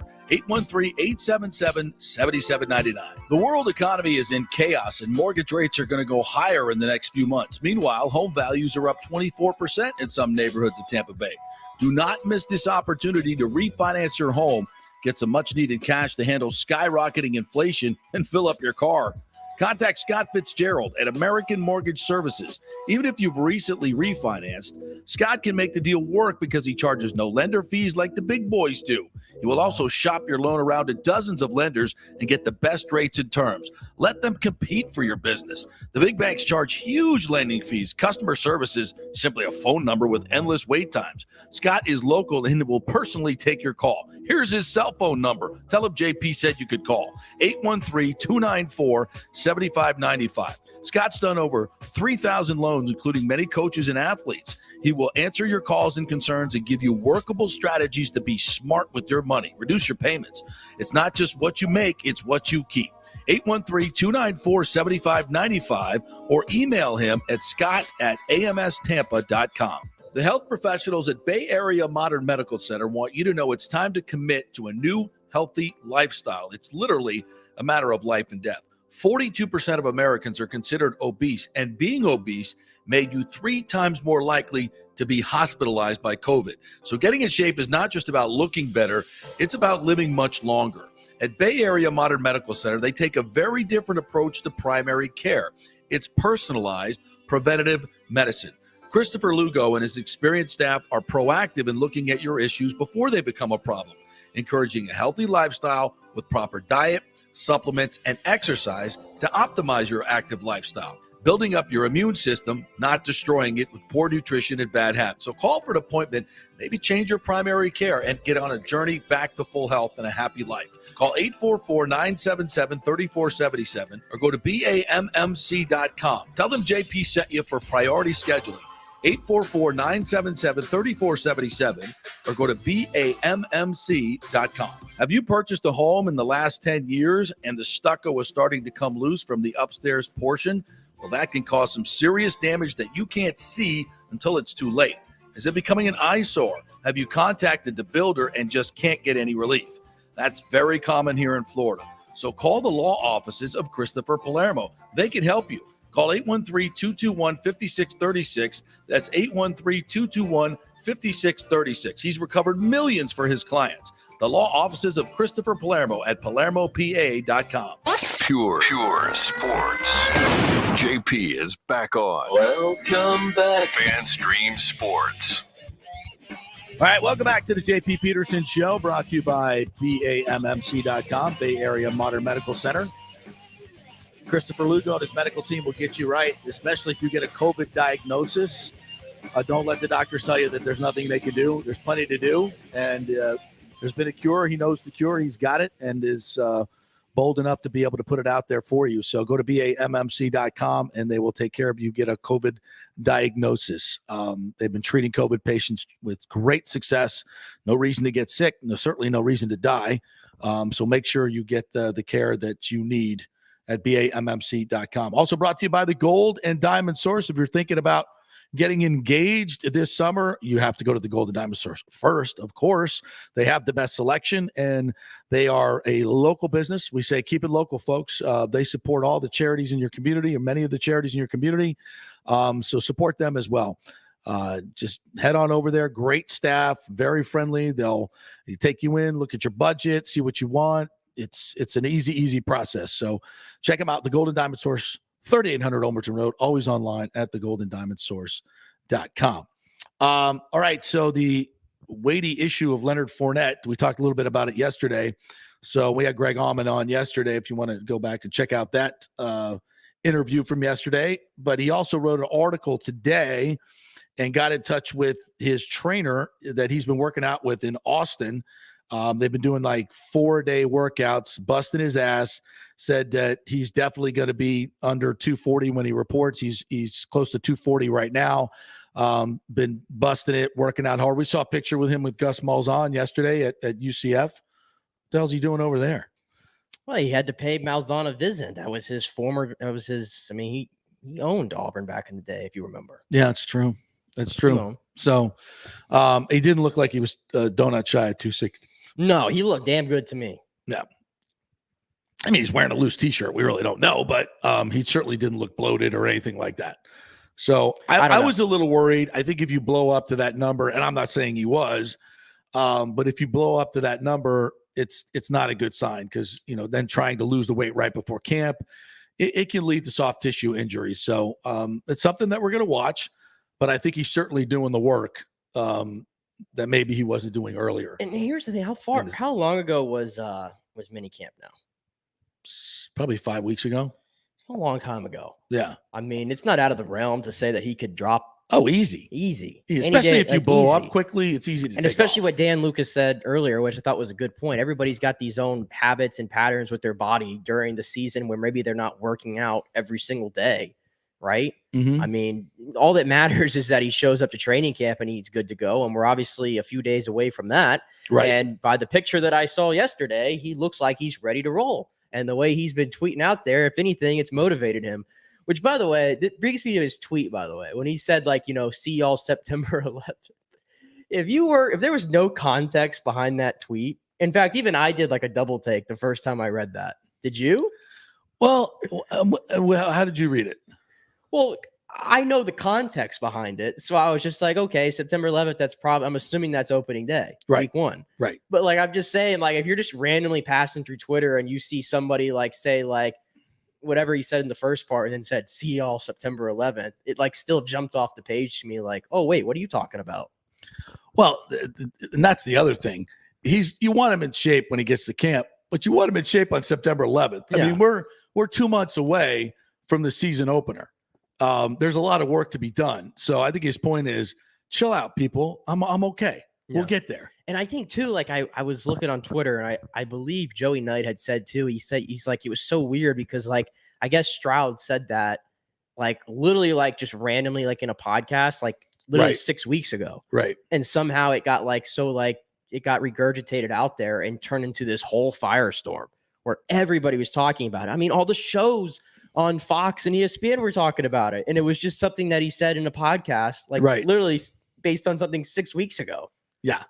It just tells you right there how crazy this media world we live in is. Yeah. And that's part of the problem here because all these websites of which you worked with one in Outkick and Outsider right now, most of it is not original reporting. It's just picking up what other people have reported and reconstituting it for your website. So you're reporting the same quotes, the same everything. So it's like the old telephone game. Things get taken out of context. And by the time you get to the end user, we've all talked about these certain quotes or whatever they were, and they may have been said in jest. I mean, I can hear Stroud just on his podcast going, yeah, the guy was like a donut shy of 260. Everybody's, oh, he was 260. Oh my God. Yeah. It takes on a life of his own. So you got to be careful about the context of some of the reporting, to be quite honest. But I'm not. I was a little concerned yesterday about Fournette, but after reading the Almond piece, which I retweeted, I'm okay. I'm good. Leave it to Greg to always be the one to calm us all down. The voice of reason. Never caught up in the drama or the rumors. No, I tried to get him going yesterday. He would have none of it. He's having none of it. But we like to speculate every now and then. No doubt about it. And Otten is cleared to go ahead and practice. He had an ankle surgery. The tight end they took in the 4th round, so he'll be ready to go. Other than that, I don't think they have any real injury issues going into. I mean, obviously Godwin. We'll see what's up with him. He's already running at 19 miles an hour. We know that. But cutting, running straight line and cutting is a different thing. So it'll be interesting to see where he is. I think the Bucs are very positive. I've heard Booger say he thinks November, December. I don't think it's going to be that late. I think he's going to be ready to go week 1. I really do. Week 1, I'm not going to put all my eggs in that basket yet. I'll give it a solid, it's so boring, but 50-50 chance for week 1 because I really do feel like that. I'm still like myself. I'm probably going to say in the week 3, week 4 range, and I'd be fine with that. I think the Bucs can make do without him for a few games, but November, December, the way guys are coming back from injuries now. Mm-hmm. Yeah, with stem cells. I don't know about that. I mean, I can't see that. I think that's more likely for someone like Odell Beckham, who tore his in the Super Bowl. Yeah. That's more likely for him because he tore it, what was that, 2 months after Godwin? Yeah. I think that's more his timeline. I don't think that's Chris Godwin's timeline. Yeah, I think Godwin had surgery early January. So we're almost 8-9 months post-op. And again, this used to be a year injury, come back from, although I've always said this, when you're in a running back or a receiver, defensive back, a lot of change of direction guy, it seems like guys don't really become their former self till 2 years. It's that first season back, with the exception of Adrian Peterson, who's a physical freak. That first year back always seems to be kind of like a mediocre season, and then the next year they seem to get back to where they were. So that's pre-stem cell. Yeah. That's pre-stem cell. And stem cells have changed everything, folks. It's amazing what they're doing. We're seeing guys come back from, Achilles injuries in 6 months. Cam Akers did that last year. So what used to be a year, 10 months to a year rehab with ACL, I don't know. We're in that time right now where this is all new, how guys are reacting to it. And this, they look at the strength numbers. They have all these different measurements they use to make sure the knee is steady and set to go. So and the thing is, Chris Godwin's going to be the ultimate test of this because nobody's working any harder on his rehab. Going into it, he was an incredible physical specimen, which already puts you a leg up, pun intended, on the rehab process. So if anybody is going to come back in record fashion, it's this guy. Yeah, and the Buccaneers, the depth that they have at this position. Exactly. It's kind of insane. I mean, it's certainly not your old Buccaneers anymore. I mean, it's like one guy goes down and it's like, oh, the next guy that comes in almost feels like he's just as good or he's going to perform and there's not going to be a drop-off. Like, I have full confidence that Russell Gage can be a wide receiver too in the National Football League. I don't know about you, but I think he can be that. Absolutely. I mean, last year he played torched the Bucs every single time they played him. Last year he played wide receiver 1, and for that stretch that he's pretty damn good. So I think he's a perfect number 2 receiver in this league. As a number 3, how many better number 3s are there in the NFL? Oh God, not many. I don't think there's many. And to be honest with you, a guy that we haven't talked a lot about that I think is going to be great this year is Scotty Miller. I think back from his completely healed from whatever injury he had. The toe injury, which that's a tough injury. It sounds so wimpy. Oh, it's just his toe. No, his toe's important, folks. Especially for what he does. I go back to the connection that he had with Tom Brady that first year. How can you not get that back? I mean, he made some of the biggest plays the Bucs had all year. The Las Vegas game, obviously against the Packers in the NFC Championship game. And in that Rams game, I thought Brady started looking, he was forced to, but I thought he started looking his way more. And I still see the connection there. I think Scotty Miller is in for a really big year this year. I can see it happening. He's done it before. I think he's clearly the wide receiver 4 in this offense, though. I think after the big 3, I think he's the 4 of the 10 receivers and they like have Perriman. After it. Perriman's been I'm good. not sold Perriman's making this roster myself. He hasn't been good anywhere else, but with Brady, he was good. He's good with Jameis, too. Yeah, he's good with Jameis, too. I'm not sold he's making the roster. I think he's a veteran in here. Let's see what they can get out of. They're going to give Jalen Darden every chance to make this team, in my opinion. Which I understand that, rookies come in, a lot of them are swimming, and that's kind of the reports that we got, that his head was swimming. He wasn't being able to play fast. And he said this, I couldn't play fast. I was thinking too much.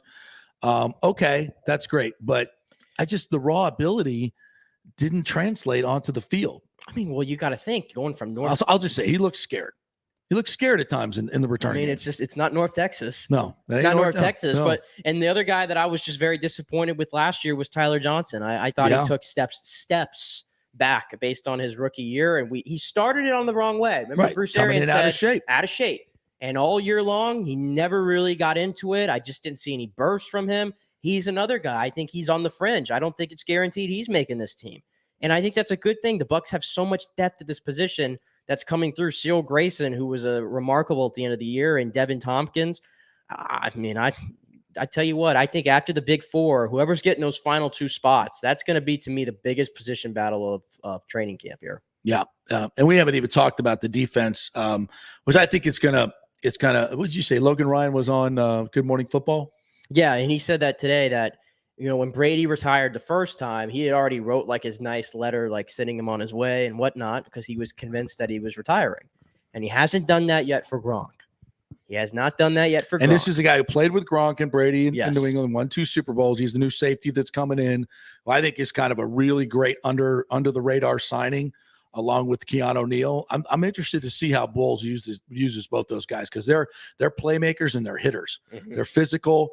They're a little older, but the Bucs like veterans. Guys, I forgot that we even had. I know, wait a second. Yeah. Keanu Neal, Logan Ryan. When did that happen? Yeah, and I think both of those guys are going to be playmakers. I'll be interested to see how they use them both. Well, the difference is by having those guys in there, when the cornerback position got killed last year, right? You had to throw D. Delaney in there. You had to throw Pierre Desir in there. All these young guys who just don't have a lot of reps in this league. I mean, now it's like if something happens, okay, Logan Ryan, get in there. Keanu he can Neal, play the slot. Get in there. He can play slot corner. And I think Keanu Neal, by the way, is going to become that what was his name? I think Deion Buchanan that was in Arizona with Todd Bowles before. Yes, yeah. I think he's going to become that kind of hybrid type guy that plays all over the place. I agree. And those guys, and especially with his instincts and his physicality, he's had some injury issues, obviously. But when he's right, he's one of the biggest hitters. He's fast. He's got so many tools. If he can stay healthy, yeah, I think Bowles can unlock it. Yeah, and he can rush the passer. He can do a lot of. He'd probably be better in certain passing situations. Our inside linebackers are not the best. Devin White and Lamonte David aren't the best cover guys, so you could use him in that fashion as well. So defense is going to be way better this year. I think so too. Way better and I don't like losing Sue, but you've drafted Akeem Hicks. Yeah, Akeem Hicks he's a monster. And he doesn't have to play he doesn't have to play 80% of the snaps. You got a good rotation now. You can keep Vita Vea and Akeem Hicks, and they've got a lot of good rotational players. I mean, it's year 2 of Joe Tryon. Yeah, it's Anthony Nelson, Kevin White, who's motivated to get better in his pass defense. I mean, you got Sean Murphy Bunting and help me out. Carlton Davis just signed his deal. They saw what he got. Dean. You got Jamel Dean and Sean Bunting both going to a contract year, so you're expecting this to be their best year. The Bucs defense, to me, is the least of my issues in this whole thing. Yeah, I mean, on paper, like you keep saying, this looks like a better team than last year. I do. I think it's hard to disagree. Gronk is the only. Gronk's the only thing. It's the only thing because he's the numbers are just so spectacularly different for Brady, for Tom Brady. When he's on and off the field. It's not hyperbole. It's the numbers don't lie. The numbers are there. His quarterback rating is 20 points lower without Gronk. That literally turns him into Andy Dalton.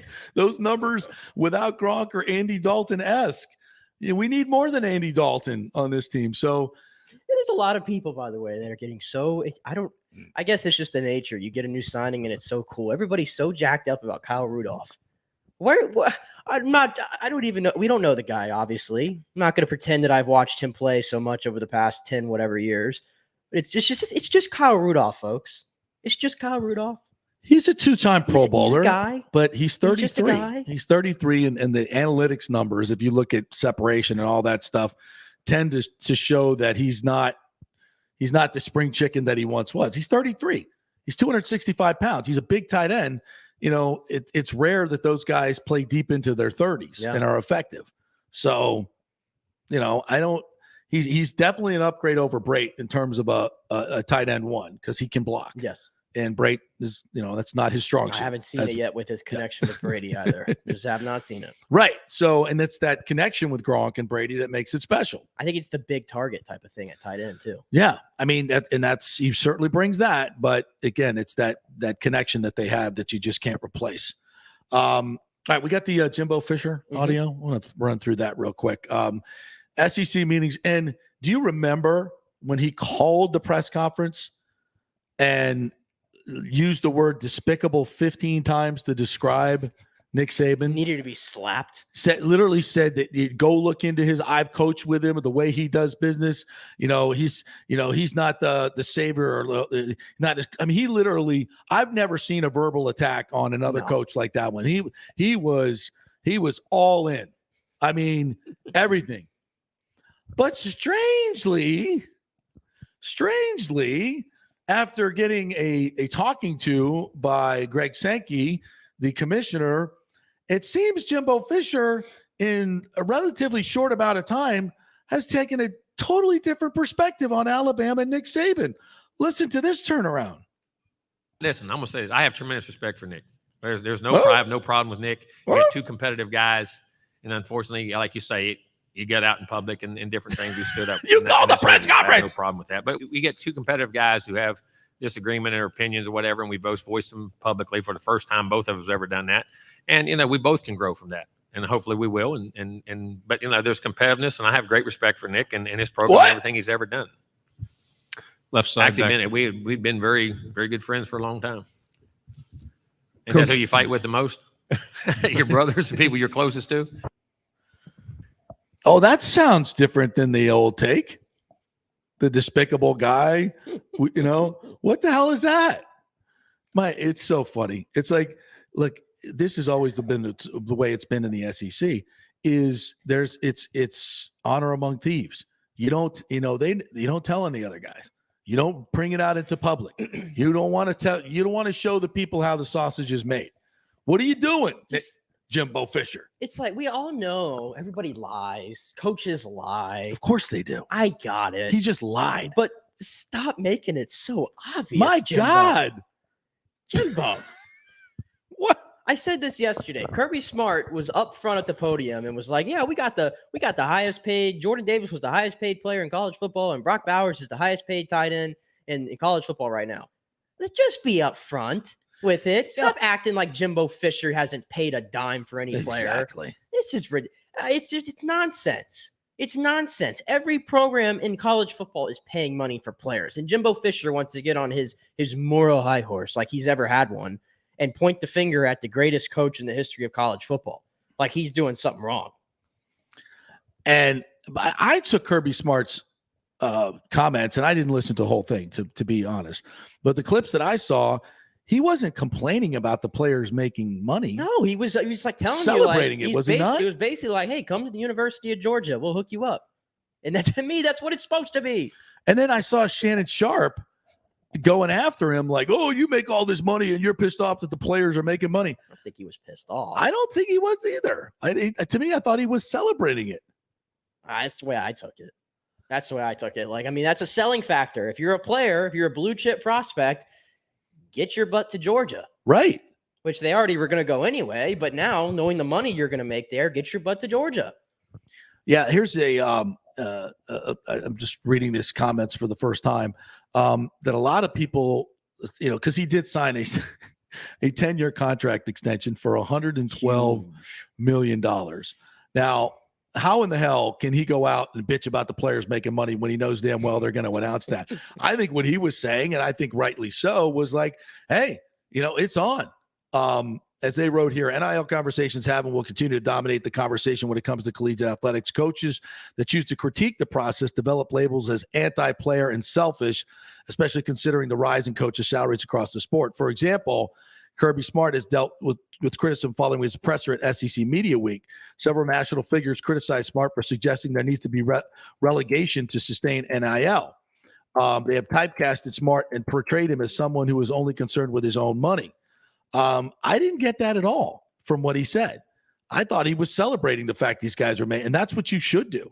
Now, I saw Dion talking about, hey, we're not quite ready to play Alabama. We got to get some big guys in here. Sorry, Dion, you're never going to be able to compete with Alabama at Jackson State, but you will at Florida State. He said, "Give me one more year, though." Yeah, come on. He said, "Give him one more year." Come on.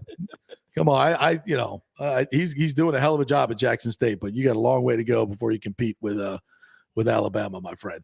But I don't know. I thought that was fine. What Kirby Smart said, and I thought it was, and it's about time the guys just recognize that. Yeah. We got any other audio? Any other coaches? Cristobal yesterday saying no more turnover chain. It's just not part of our chain. Because he seemed to be annoyed that was the topic of conversation. Yeah, I mean, all these coaches seem to be annoyed if you ask them a tough question. They're always annoyed, man. They're always for people who make that much money. They're always grumpy. Yeah, they're always grumpy. Doesn't it always seem like that? Yes, especially the college ones. Except Mike Leach. Mike Leach is just so just free. So chill, right? So free. Having to wear it. He's not free because of the necktie by any means. No, he doesn't like the necktie. No, I actually just almost spit I got nothing to drink on, but I almost spit whatever it was out because I saw the SEC media did the predictions for SEC championships. Obviously, Alabama has majority of the votes, and so does Georgia. Right. I think Florida's picked to finish fourth? Guess who's the third team behind Alabama and Georgia to win the SEC title in votes? In the East? No, the whole general, the SEC championship. Kentucky? No. Who? South Carolina is third. South Carolina? Which, if you recall, Spencer Rattler is there. Right. And that's a big deal, obviously, because he's probably one of the more talented quarterbacks. Well, he wasn't great at Oklahoma. I think that was more the fans that I think they were a little bit. I think they were a little over the top there, but I think everybody's expecting him to come into the SEC, light it up. They were really good with Shane Beamer. Right. Recruiting's in the right direction. But I'm more astounded. Guess who the fourth team was? There was only 5 teams that got votes. Guess who one of the 5 teams was that got a vote? Who else? Vanderbilt. Why? I demand to know who the media member was that picked Vanderbilt to win the SEC championship. Were the coaches allowed to vote? Because that coach has got he was He's like, we're going to become the best program in college football. Yeah, he seemed a little cuckoo. Yeah, a little cuckoo. Did he have a vote? I think he did. That's why he probably voted for. He had to have had a vote. I think that's how they did that. That's got to be a rib or something. Yeah. It's these preseason college football predictions are the least valuable. I mean, it's just the rosters turn over so much. You have no idea. I mean, the blue bloods are always going to be good. We get that, but I mean, we still have no idea. I think it's going to be interesting to see what Miami does. Miami, by the way, they're having a great recruiting class now, but those kids aren't coming in to play this year. No. What they have left, I mean, they got a great quarterback. They got the quarterback. But they lost a lot. That's true, but I think when you got the quarterback and they're talking, and I think he could be a first-round talent based on what I saw last year. Yeah. I'm telling you, I think Miami's going to be a player right away. I don't think they're back this year. Not this year, but I think they're going to win 9 games. Cristobal will make them better. I think they're going to win 9 games this year. Yeah, but I think Miami fans would be horribly disappointed if they won 9 games. Really? Yeah, I think they would. Why? Because it's Cristobal and he's turned it around and they're 8th in recruiting. Well, people don't understand those kids aren't here yet, but they don't get that. They don't get that. So they're like, oh, we're back in the national championship hunt. No, I'm still picking them to beat FSU. I just am. Well, they didn't beat them last year. I know they didn't last year, but were you shocked by that result? I know you were. Of course I was. I'm not picking them again next year. Of course I was. No. The game's in Miami this year. Yeah.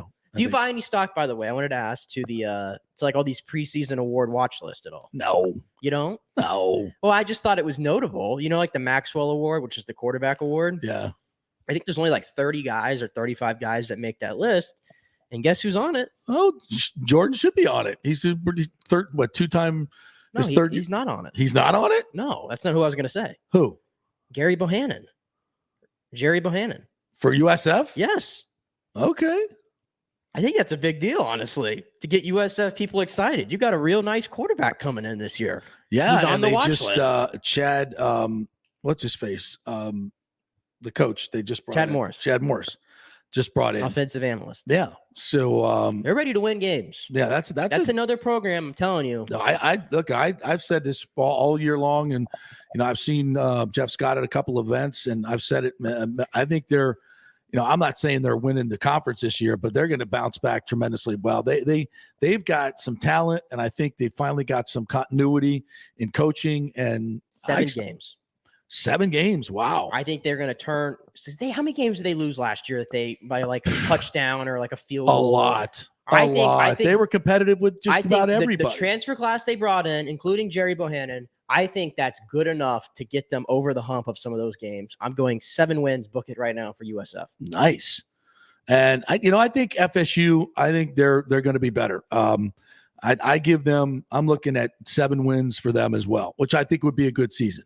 6, they got to get to a bowl game. No doubt about that. Have to get to a bowl game. All right. It's been a great week. Really appreciate you guys checking us out all week long. I know it's that dead week, but we've had some great conversations regarding the stadium. We did a lot of that on the at the top of the show. So if you missed it, go back and check that out.